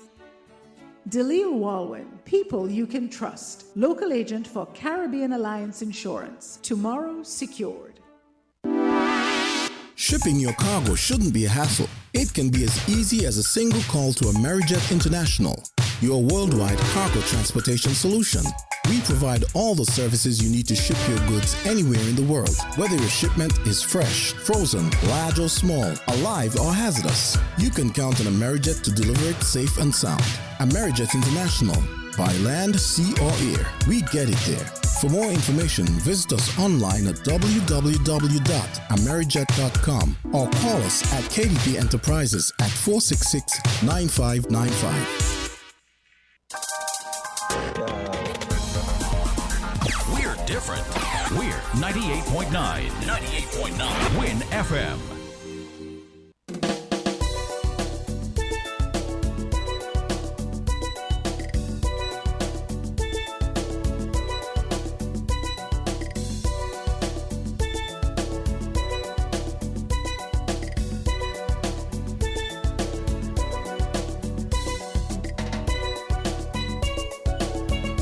Supermarket shoppers understand that convenience matters. At Hortsport's Value Mart IGA, we know that price matters most. Ample parking and the widest variety matter. At Hortsport's Value Mart IGA, we know that price matters most. Clean, spacious aisles and the highest level of customer service all matter. At Hortsport's Value Mart IGA, price matters most. We've renewed our commitment to guarantee the lowest prices in the Federation. Why? Because we understand that in this tough economic environment, price matters most. Shop smart. Shop Value Mart, where price matters most. Farms Estate Nevis and Wellington Road, St. Kitts. Price matters most.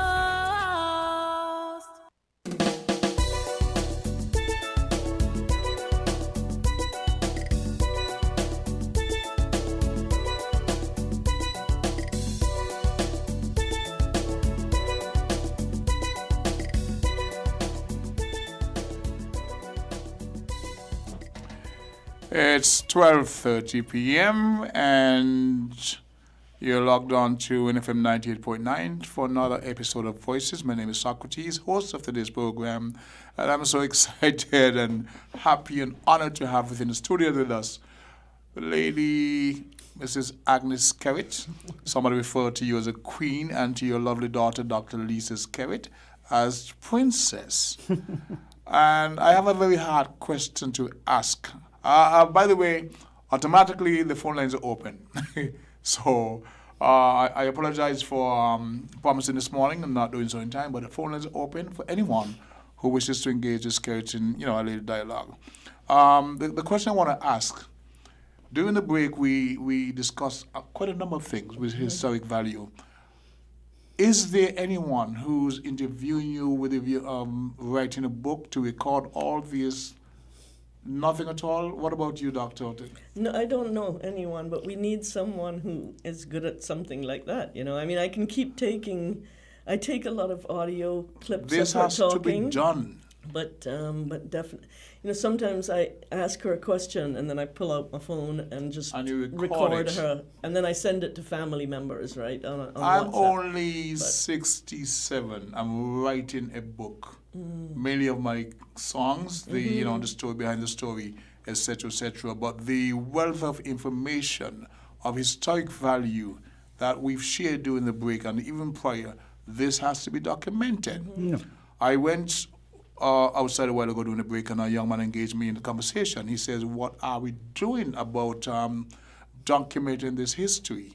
He mentioned, "What do you know about Melly, who passed recently? Melly the Panman." Yes. Are there any interviews that we can use in our archives about his life, his contribution? They mentioned the late educator Willie Dorr. Willie Dorr. What are we doing? My good friend. In my small way, I am doing this story of Standing Point. I would have interviewed a few persons. Teacher, I forget her name now. See, 67, I forget. Right, she turned 100, and I interviewed her at 99, and then again at 100. Okay, I interviewed teacher Miss Mills.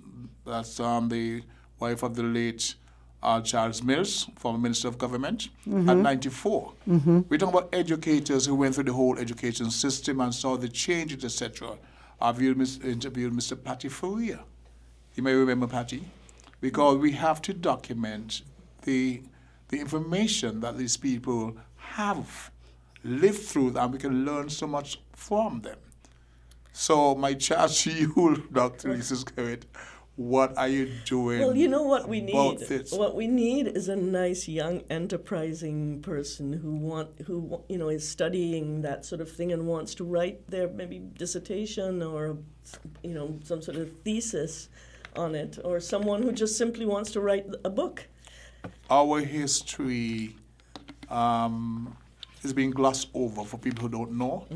And when other persons come and tell you what your history is supposed to be, it's really, really very wrong. So I would like to think that somebody, even listening now, would undertake of coming to you to speak to your mom.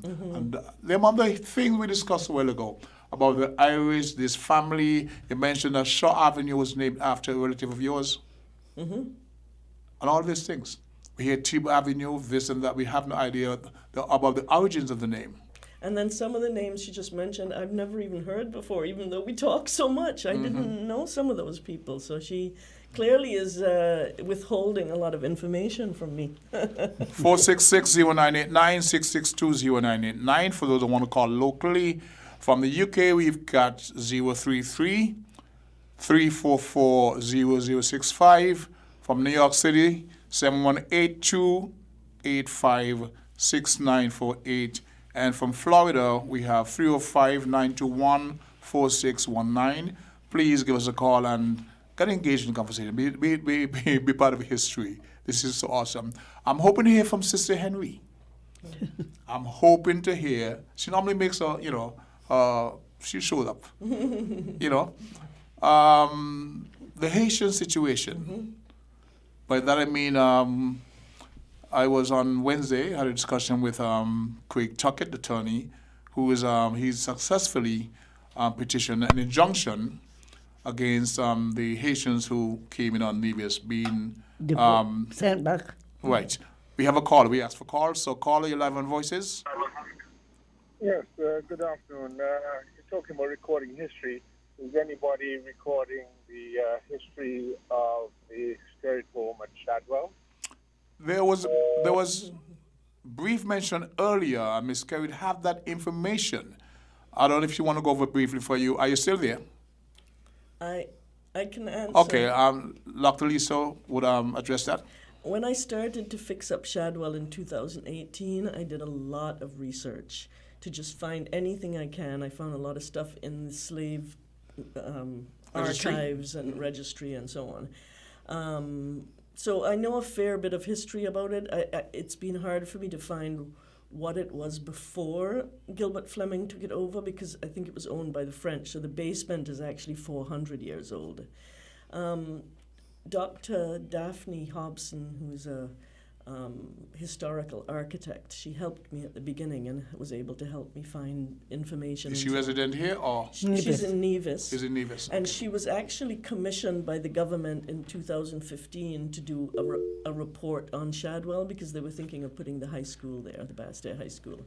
And she told in her report, she said that Shadwell is as historically significant as Brimstone Hill, and that in her opinion, the high school should not be put there. The government should take it and restore it, because it's one of the most important historical monuments on the island. It has, like Mum said, it was the first government house. And because it was the first government house, it had all sorts of dignitaries going through there, including Prince William, who then became King William. He spent the night there before going over to Nevis to be best man for Lord Nelson's with Fanny Nisbet, the wedding. So, we've had, it's had an incredibly rich history, and it's part of all of our history. And I know it's a painful thing, and we don't want to, in some ways, remember, the slave trade, but at the same time, those were our people. Those were our people who worked in those fields. Okay, pause. We have a next caller. It's going to be hot and coming, but caller, are you there? Yes, I'm here. Good afternoon to everybody. Good afternoon. Good afternoon to Mrs. Scarrett. Afternoon. Hello? Good afternoon, darling. Good afternoon. Yes, that's my old druggist man, Mrs. Scarrett. Your druggist? Confidential. You can't find a better person than Mrs. Scarrett. But somebody called me the other day from Canada, wanted to go and get phosphorine. I said, phosphorine? Phosphorine is a drug that I know donkey is. So I decided to call a druggist. And he said, boy, I don't think that exists anymore. He said, that's an old drug. But would you believe I had a bottle where I bought from Mrs. Scarrett some steel drops, and I had the bottle. I have the bottle in my fridge from since then to now, and that's many years ago. And I just went in the fridge to look at it, and that's how she wrote on the bottle. Steel drops. So, you still have Mrs. that? Scarrett is still around. Yes. Oh, that's too But funny. I still have the bottle in the fridge. With your With handwriting, back steel drops. back steel drops. They said I was a man's tonic at the time, phosphorine and steel drop for man tonic. I remember when I discovered it in my fridge many years ago, I used to throw a few drops in coconut water. I don't know if he used to do anything for me, but eventually I finished it. It's a local Viagra. I understand. Yeah, okay then. Enjoy yourself, sir. Thank you. And for the previous caller, I hope he listened to the information he provided. He was asking if there's anyone documenting the history of the Shadwell Great House, and you were answering that. So that's beautiful. I'm learning as we speak. I had no idea about the historic importance of that building. We go back to the phone lines. Call the 11 Voices. Good afternoon, the King. Good afternoon, sir. How about thou? I'm doing great, and good afternoon to the elder Mrs. Carrot and the younger Mrs. Carrot. Thank here. you. Thank you. Good afternoon. Yeah, it's great to hear your voice, ma'am. I mean, I can't say much, but I'll just say this. You was always someone who would always help when anyone comes in the drugstore. I mean, I have received help from you, and I don't know if you would remember me, but I did work at the restaurant in St. Christopher Club, which was Rock Lobster, but they now have moved to a different location. But anyway, I just want to say it's great to hear your voice, Mrs. Carrot, the elder, and both of you. Now, this morning, and my name is Journey here. This morning, when the younger Mrs. Carrot mentioned about they claiming this island and that island, a thought came to me, and hearing you saying all of that and saying they, the British who get this, the French who get that, and all of that, my thought was, who gave us this planet? Because when they take claim of the planet today, each individual who wants a piece of this earth have to pay for it. And these were my thoughts when I listened to you, and I go back in history. I go back on the continent of Africa, and I look at they, without being specific, as you said, Mrs. Carrot, they claim this and they.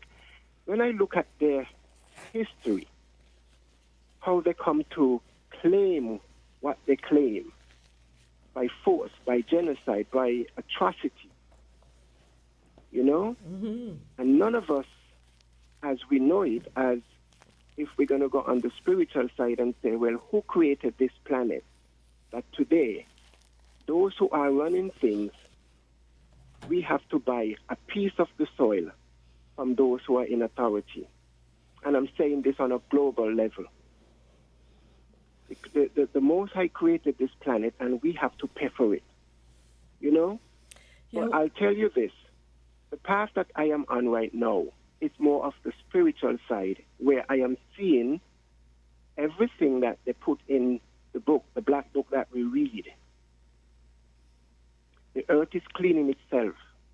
And that era of all those atrocities and genocide that happened under the age of Pisces, we are now in the age of Aquarius.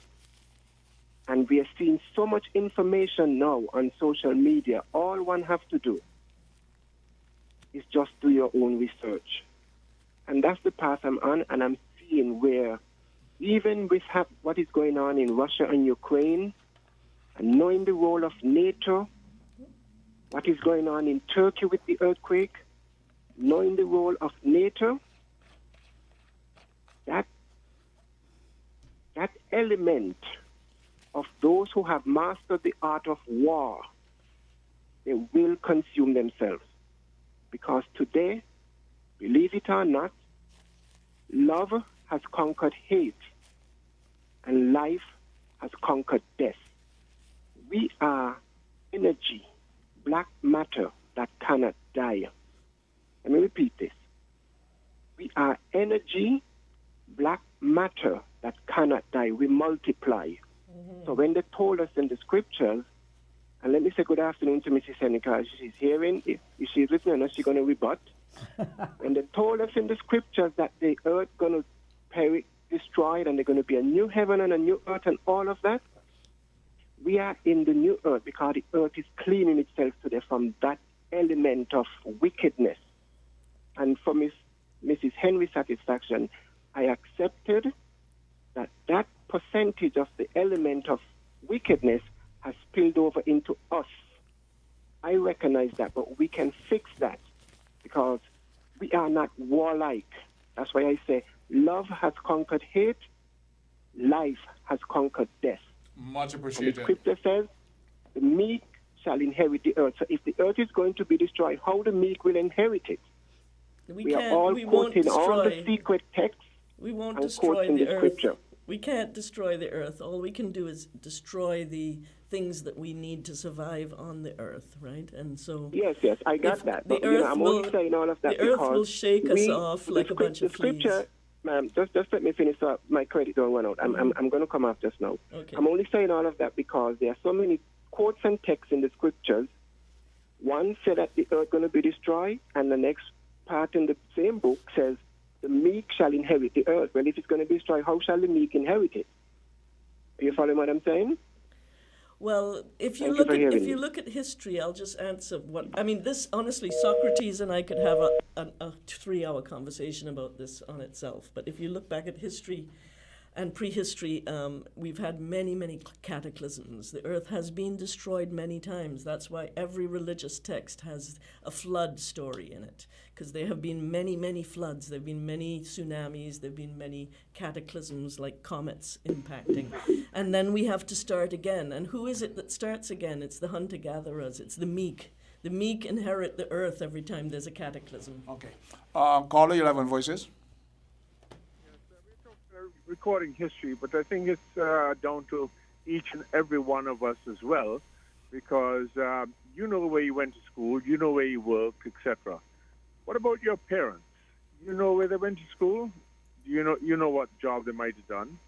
What about your grandparents? You know where they went to school? You know their favorite color, their favorite drink, their favorite meal. What about your great-grandparents? It gets even less then. So it's important for each family to try and record its own history, and then that begins to come to a commonwealth of history for all of us as a people. You're right. It's so true. And the cultures that do that, like the Jewish people, look at how they've managed to survive for thousands of years, because they do that. They write down the stories of their own family, and then those stories get combined into the just the Jewish story overall. So that is beautiful. But there are many of us who go by assumptions. There are many of us who was were given stories by our grandparents, we pass it down the whole history. Mm-hmm. What we talk about specifically is for the persons like Miss Kerrit, the Willie Doors, who have so much to contribute, are still here. Well, Mr. Doe passed recently, and nobody is really thinking about sitting with them for interview and getting their perspective on things. Yes. It's not just what happened day to day. They're in a position to have lived a very long time and seen the changes, etc., and can bring perspective for edifying the people. Yeah, for sure. And It especially also goes, it also goes to, sorry to interrupt, but it also goes across to people who might not have raised up very high in society, but how their history, that how they lived in a one-room house, how they had to go and draw water from the standpipe. Not many people will know about a standpipe these days if they're under 30, but all these personal experiences are gems for us all. Yes. And the thing is that it's changed so much in just our lifetime. I mean, in Mum's lifetime. The population something like quadrupled on the planet in Mum's lifetime. Yeah. It's tripled or quadrupled. I mean, and in that, all of this technology came. Mum remembers when there was the first car in St. Kitts. Okay. That is a lot of change in that very short period of time. I'm looking at the change between no phones at all to cell phones. Yep. When there was like maybe one phone. There was one in phone a at village at Shadwell. And we had to either run. It was in the halfway up the stairs. So if you were downstairs, you had to run up the stairs. If you were upstairs, you had to run down the stairs. Okay. We go back to the phone lines. Call your live on voices. Go to call your live on voices. Hey, good afternoon. We're waiting for you so long. You try your call.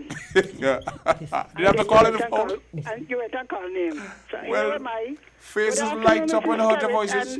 Garrett, Your voice. Faces Man, lit I up when you love heard your history, voice. I love history. I want to ask, good afternoon to her loving daughter. Dr. Lisa Scott? Yes, she's here. She's stepping up for a second, man, but go right that's ahead. part of my history. And I made 75 on Tuesday. Tuesday, 75. Yes, so there's no catching up in Miss Garrett. I'll catch up. I could wait for you. I'll wait. And I always admire, I'll tell you something I want to do. I don't know if it's my imagination or what. I recall when I was small, I can't even figure out how old I was. Where Digicel is. Your husband used to work inside there, right? What was the question? Yes, on the corner of Keon and 4th Street. Right. Yes, that was the What first. I recall, but I can't remember how old I was. Yeah, it was the One first. Christmas Eve night, my father took me to town, and he took me and he bought, when grapes dried, call them Cohen, but they were on the bunch. Yes.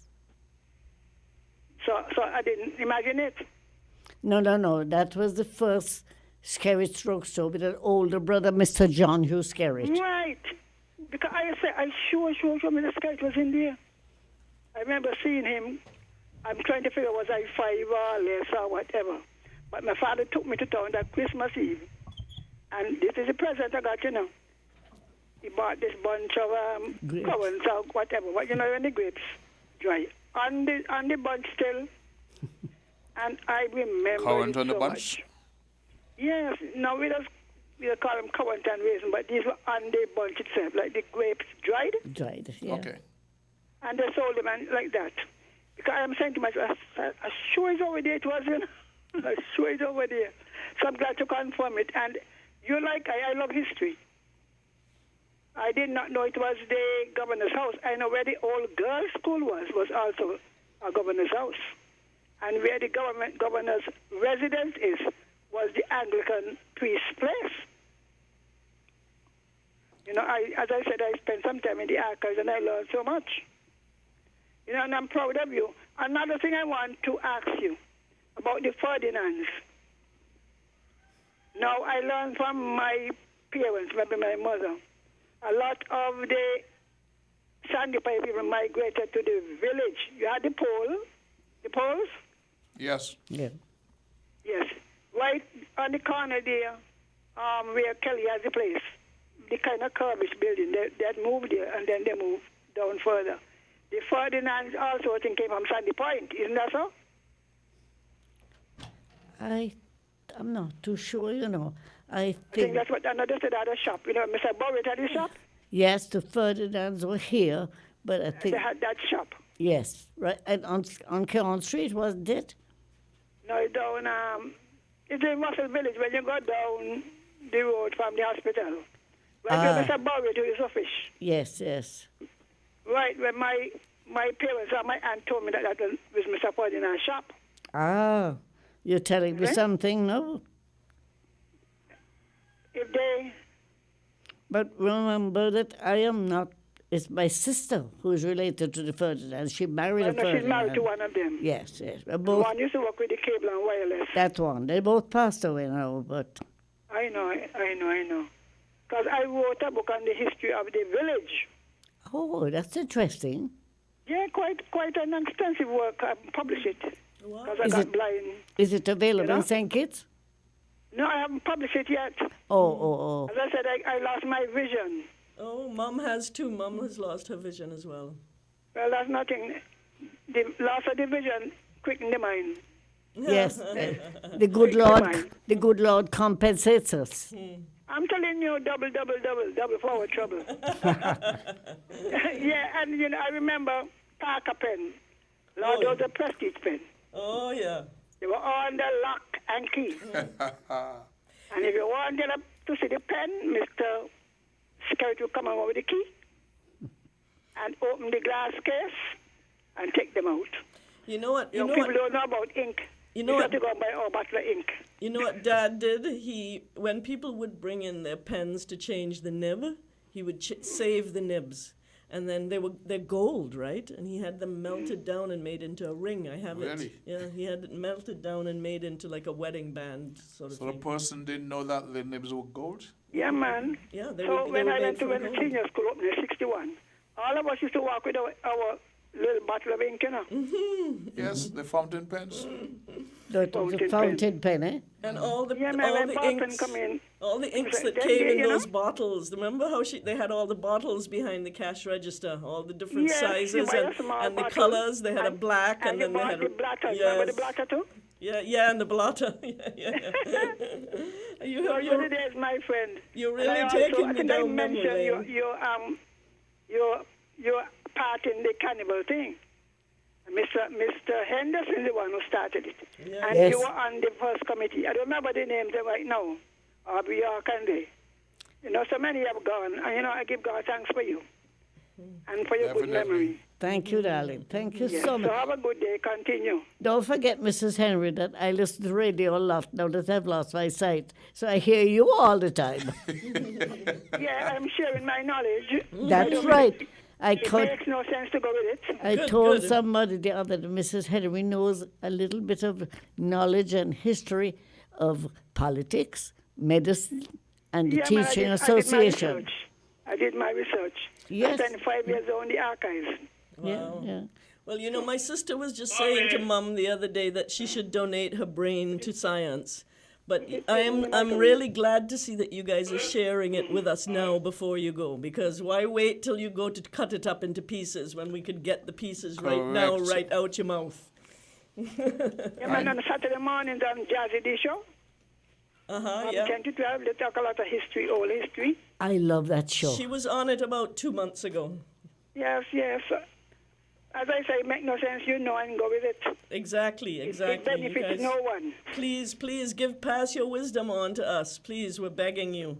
Especially, you're going to beg me? I'll volunteer. Thank you, especially darling. when you have the power of recall. A lot of folks. Thank you so much for this. Sister Henry, always a blessing to the program. Thank you so very much. You still there? No, she gone. She gone. Okay. I got an update last night. Remember the question asked me about the shipment coming down? We're getting them shipped shortly, and there's now a powered wheelchair added to that. Okay, we go back to the phone lines. Call your live on voices. Good afternoon. Good afternoon, sir. And good afternoon, Mrs. Scott. Good. Someone who I remember going from the Newtown area and coming on 4th Street. Mm-hmm.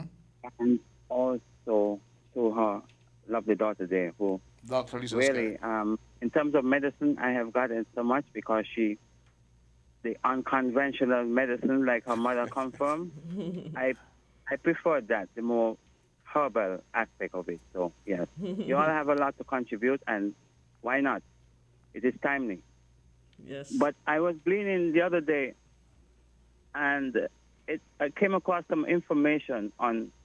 I'm not a Facebook person, but I was to sign up to get some information there.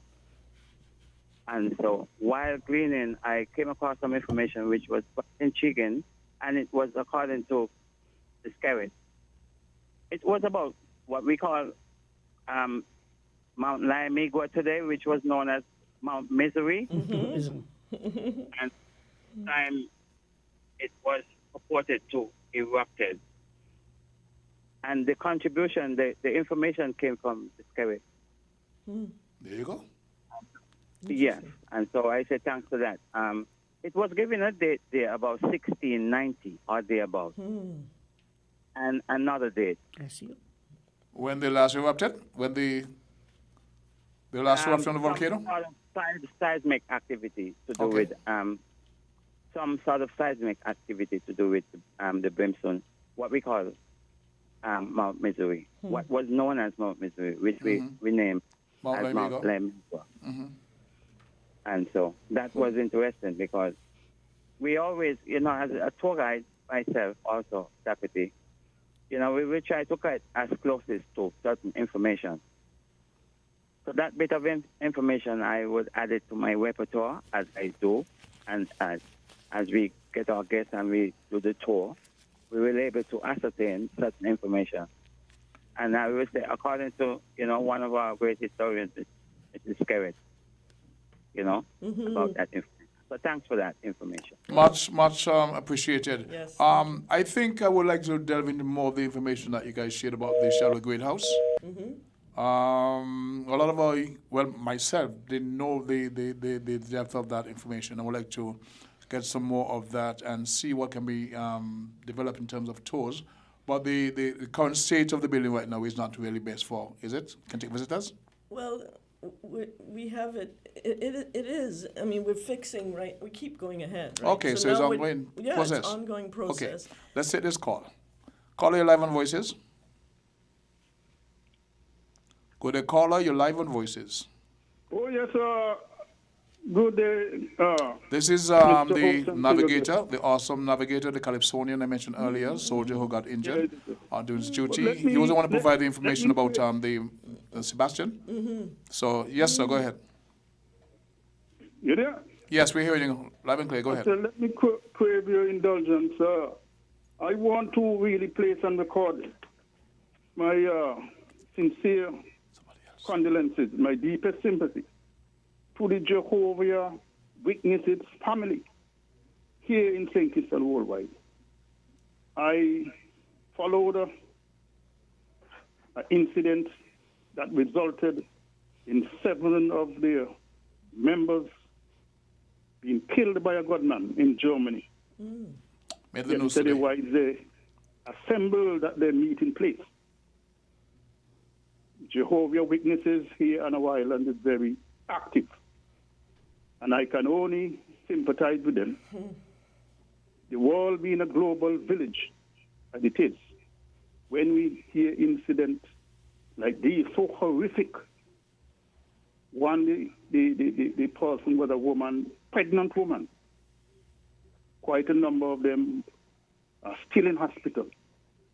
So the violence throughout the world continues.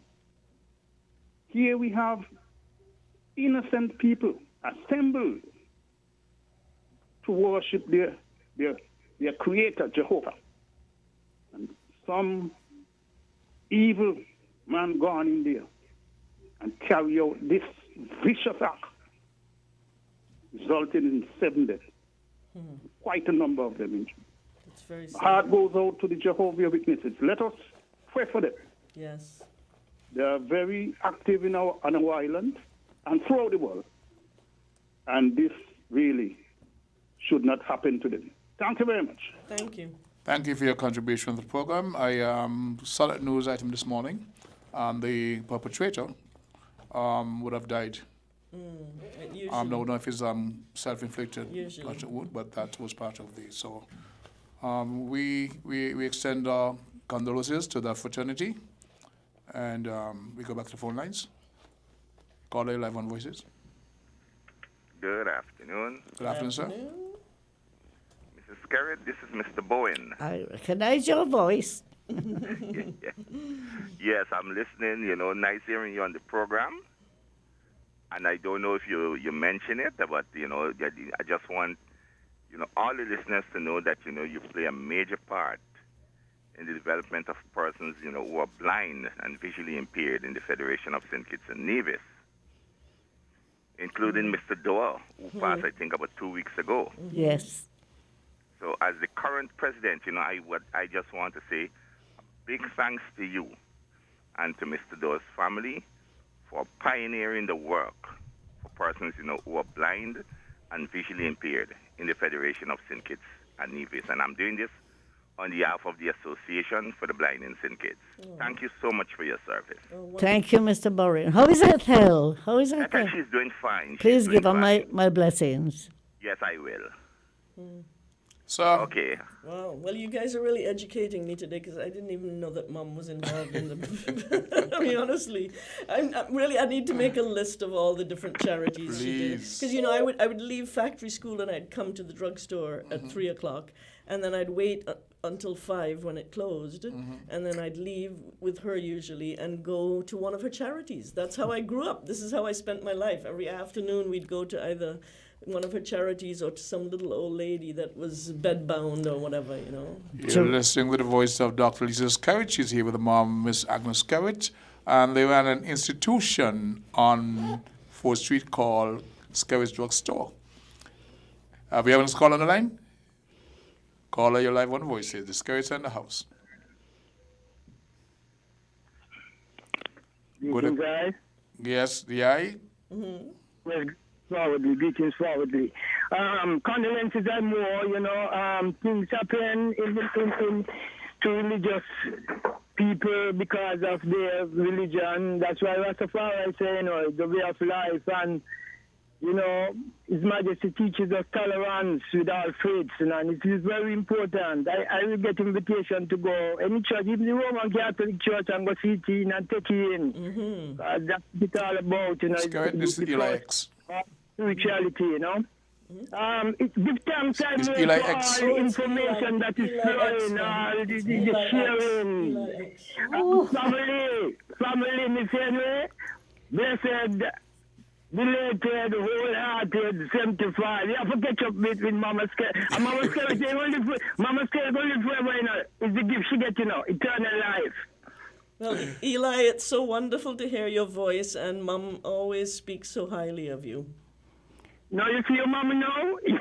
That's why we just talk about eternal life, your mama, and the way you afflict, me I look upon you, princess, because you leave everything and come forward by mama, that me that me know, that me see, and that is I feel. What you do there, side of mama at this time, when mama, even yadding on to eternity, you're still with mama in the physical formation. That is highly, man. We love that. Eli. The disrespect that what is going on for story, for our story, past story, right? And the and spiritual covetousness that is causing ones and ones not to take note and write about people who they ought to write about. And because the in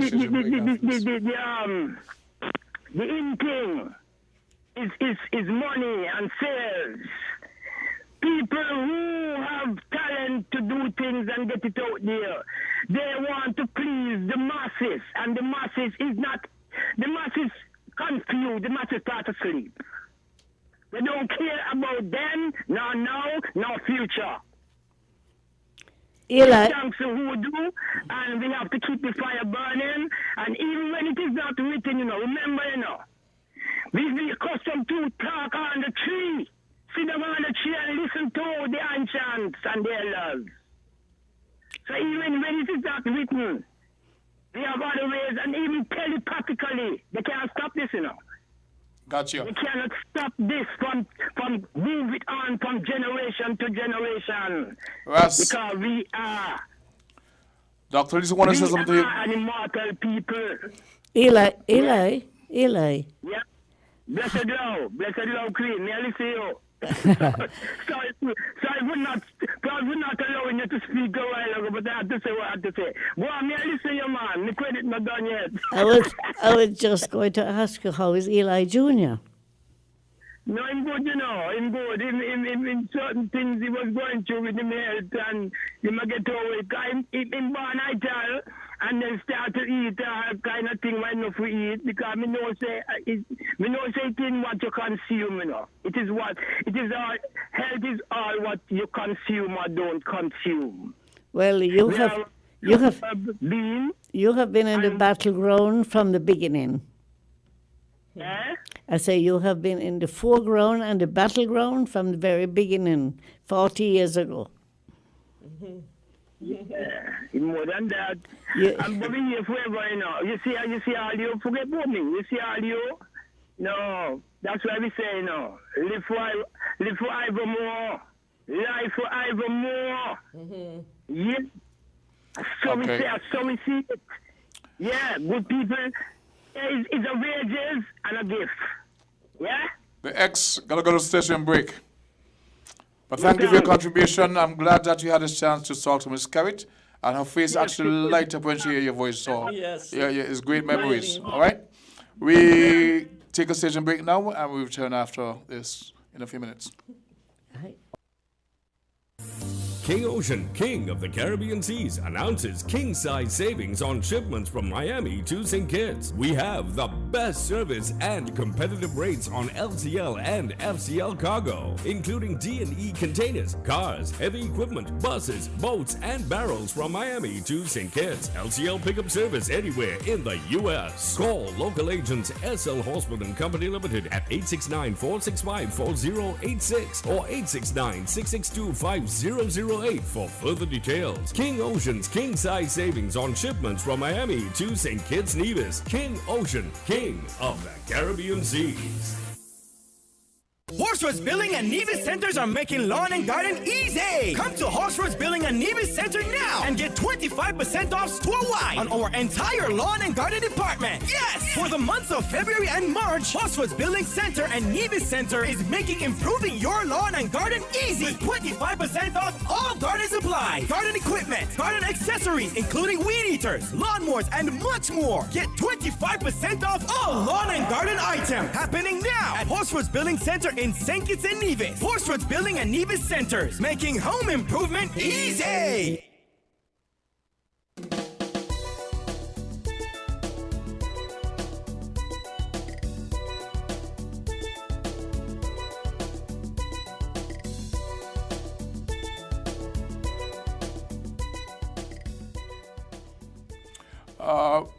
Just about 20 minutes to go on the program. We will take this call, but I advise the callers, please keep it short, make a contribution, let the guests speak, and we can flow a lot better. Caller, you're live on Voices. Right, it's me again. I want to get into Mrs. Carrot's private life. What impact did your husband was soft-spoken and quiet? Did his temperament, did determine yours? No, I could lose my temper very quickly. But he put up with it. Well, maybe it's a good thing he was so. But I like it. I say he's so quiet, you know. He was. Huh? He was a very quiet and calm person. But I must. Yes, I always admired him for that. He would come around and wait, and he would, you know, some people say, you don't touch the things then. He would let you take up the thing, look at it. You want to watch.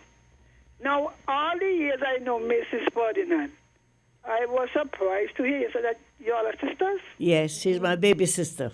She was my baby sister. There were three of us, and she's the youngest of the three of us. I always thought she came from Sabre Station, you know. Her husband's family was from the St. Martin area, not Sabre. Oh, I thought so. You know, so when I said, boy, you know, my parents work on Buckley Estate. Very pleasant man. Just like it, very pleasant. You know, when he first came here to manage the sugarcane fields, it was a horse he was riding on. You know, he would ride a horse from one plantation to the next to oversee them, and it was Uncle John Ferdinand. And I know him. I know him when he came to Buckley because my parents work on the estate. And then it was only years later that they gave him the Land Rover, right? But for the first 10 years or whatever, it was a horse that he rode from one. Yeah, Buckley had a number of horses. He and Campbell Evelyn. Yes, exactly. Yeah. Yes, I remember when Mr. Ferdinand came. Wow. You had Mr. Flaherty before that. Yeah. Remember Mr. Flaherty? Right. That was before my time. Before Mr. Ferdinand came to Buckley's, he also was the Wakefield Estate. Right, because they usually come from different estates. That's where he's I remember from. when he came. You know, so I was really, I said, boy, maybe good nature in your family.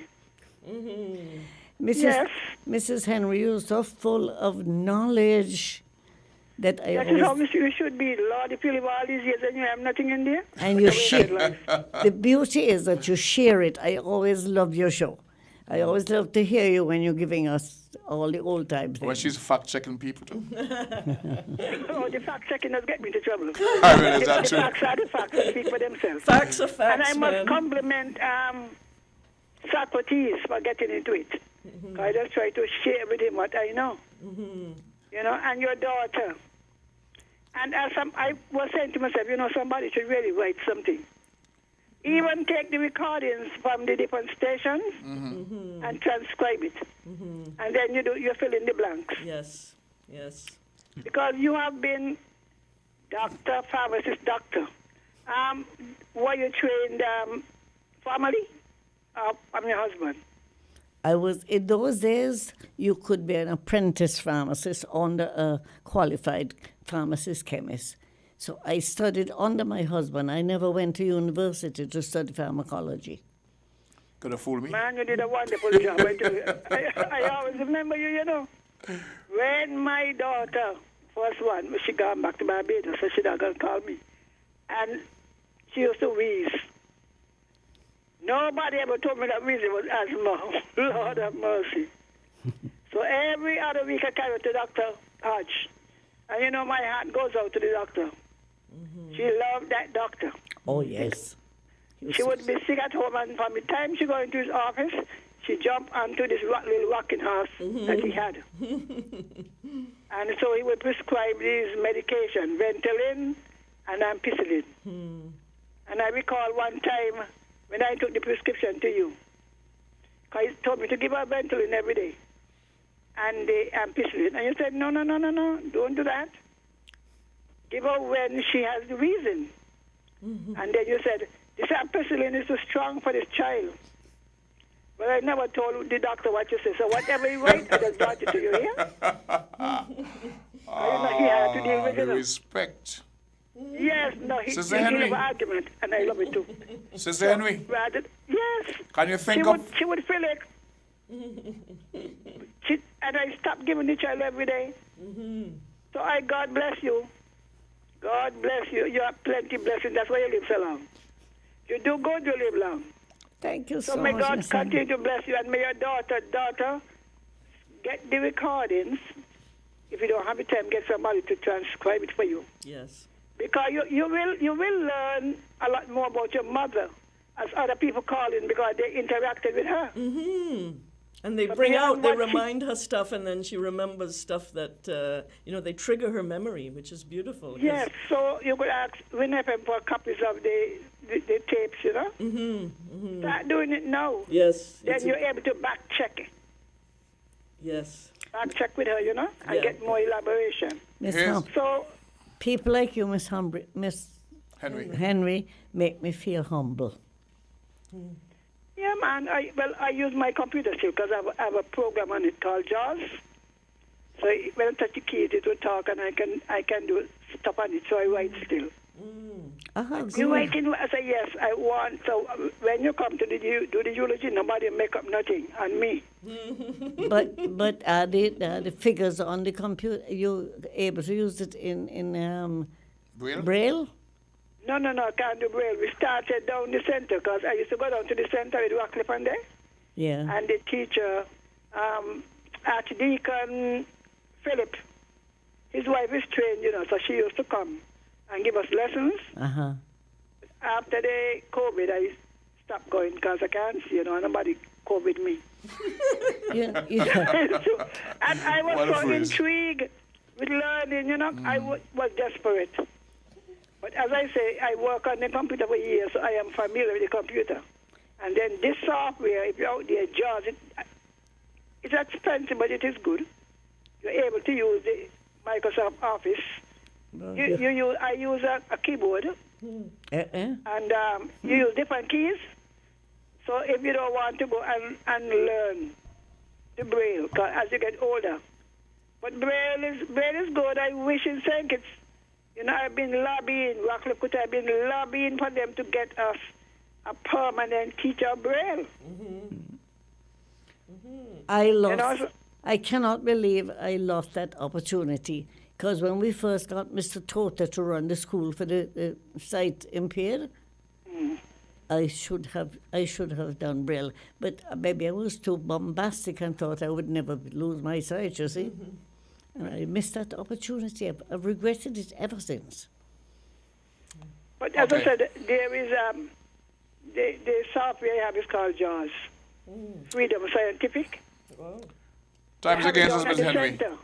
But down at the center, it kind of we need updating.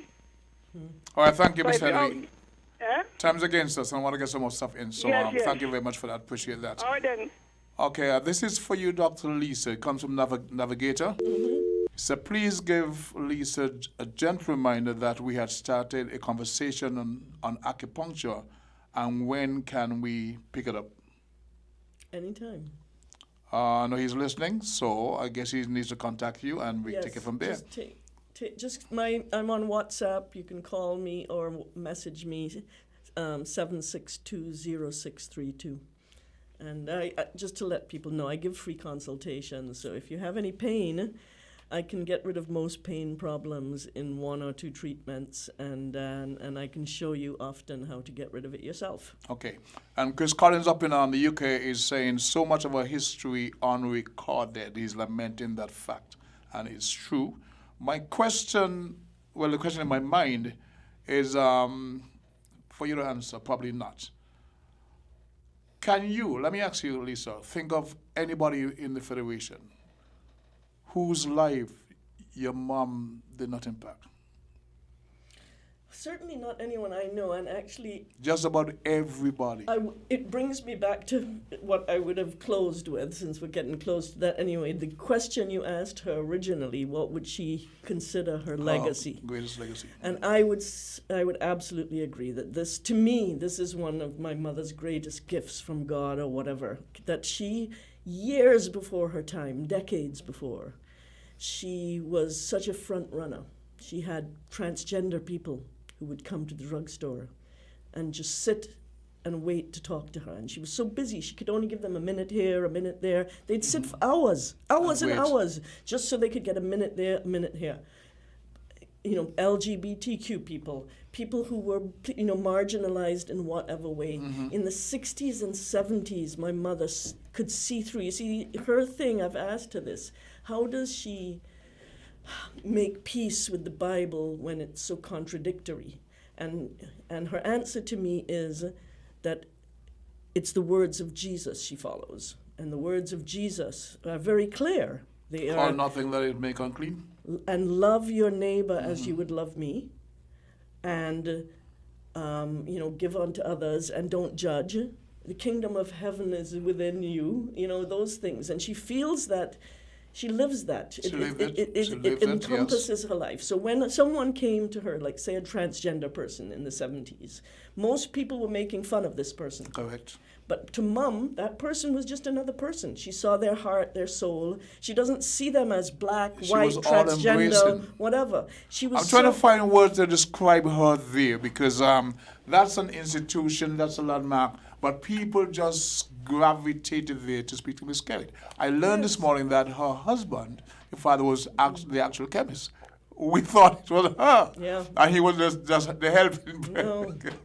And in those days, they were real chemists. Like, I have all the bottles, and I can recognize what they are because they're in Latin, and it's the same Latin I had to learn to study herbs. And it's the same herbs, like rhubarb. Like, it was powdered rhubarb, which we use as a Chinese herb as well.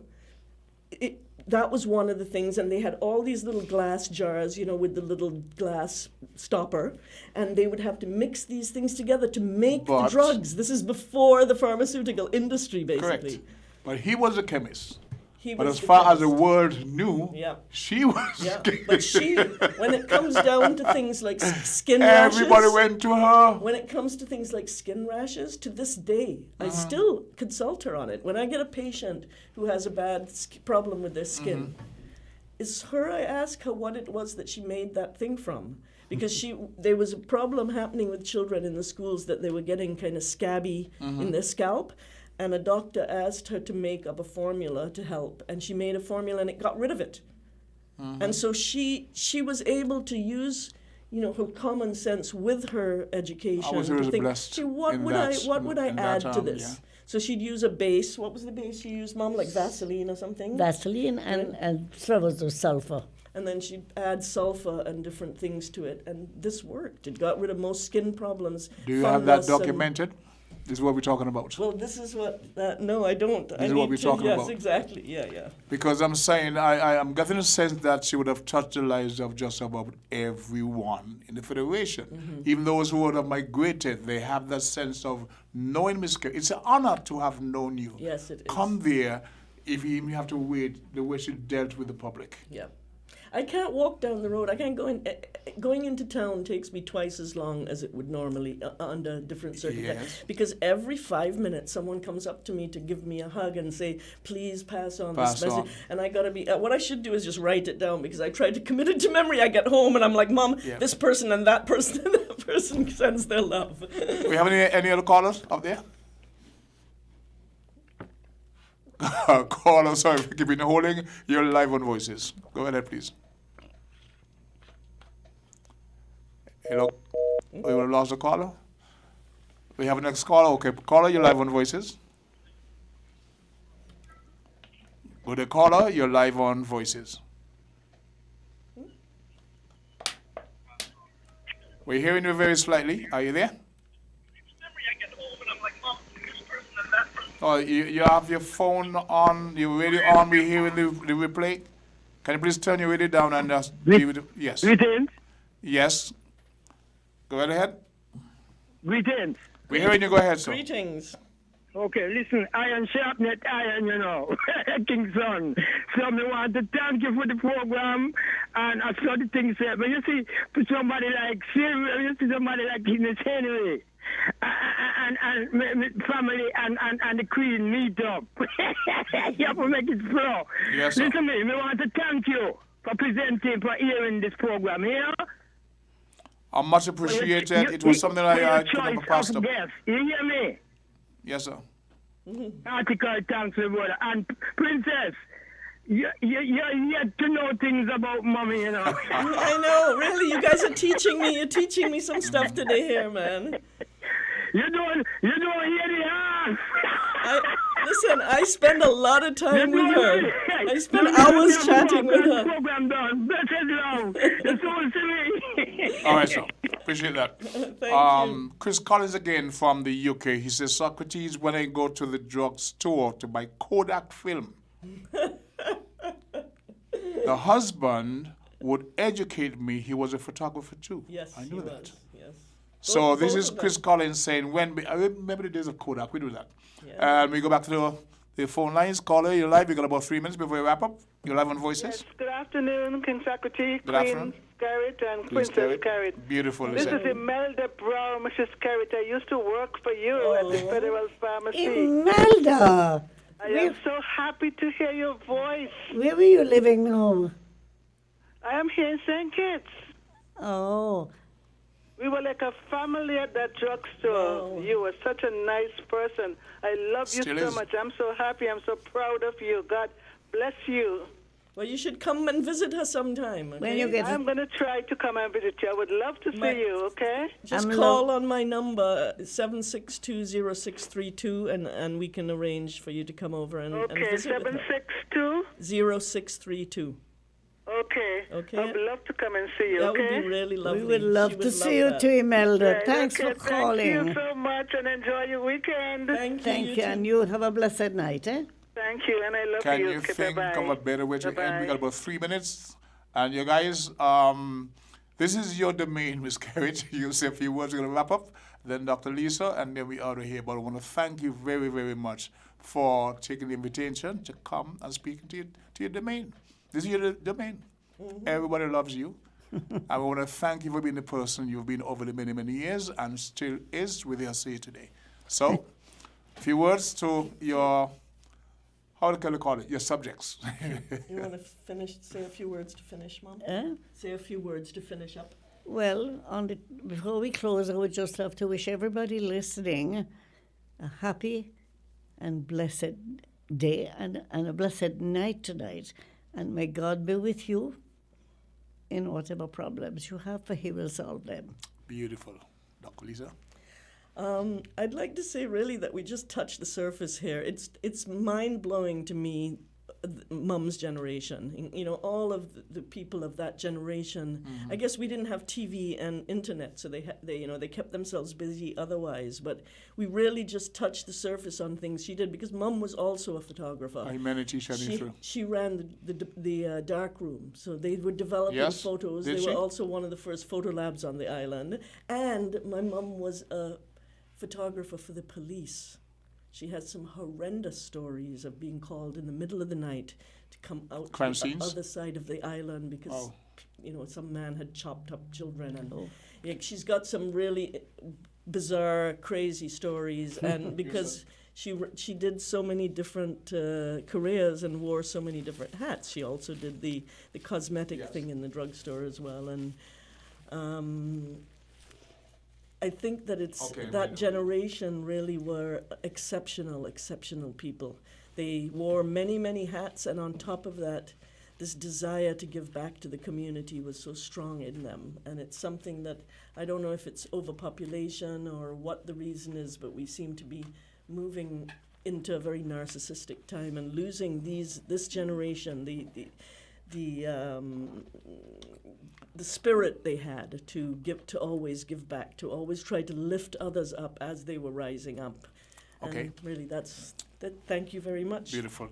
We're almost out of time, but here's another gem. Eustace Henderson. He used to work for Kibben Wallace. Mm-hmm. He says he's been trying to get in on the conversation, but unable to. But he wants me to give you his regards and his best wishes on, Women's Day, Women's Week, etc. He did try to get in on the program. But I can convey his message to you. He thanks you very much for being the person you are. He wishes he could have a few words with you. It means that we have to do it again at some point. Thank you, Eustace. We want to thank all the viewers and listeners around the globe for being part of this program today. We want to thank most especially Lady Agnes Skerritt and her lovely daughter for joining us and helping to educate and remind us of our humanity. Thank you, Ms. Skerritt. Thank you, Dr. Lisa. Thank you. Chances are we'll do it again ASP. Thank you. Anytime. Beautiful, beautiful. I want to wish you to this Friday. Have a most fantastic Friday. Enjoy the rest of the weekend. Be safe. And as Bert David would say, see you on the other side, whenever that is. Yes. Okay? Yes. Da-da-da-da-da. Bye, everybody.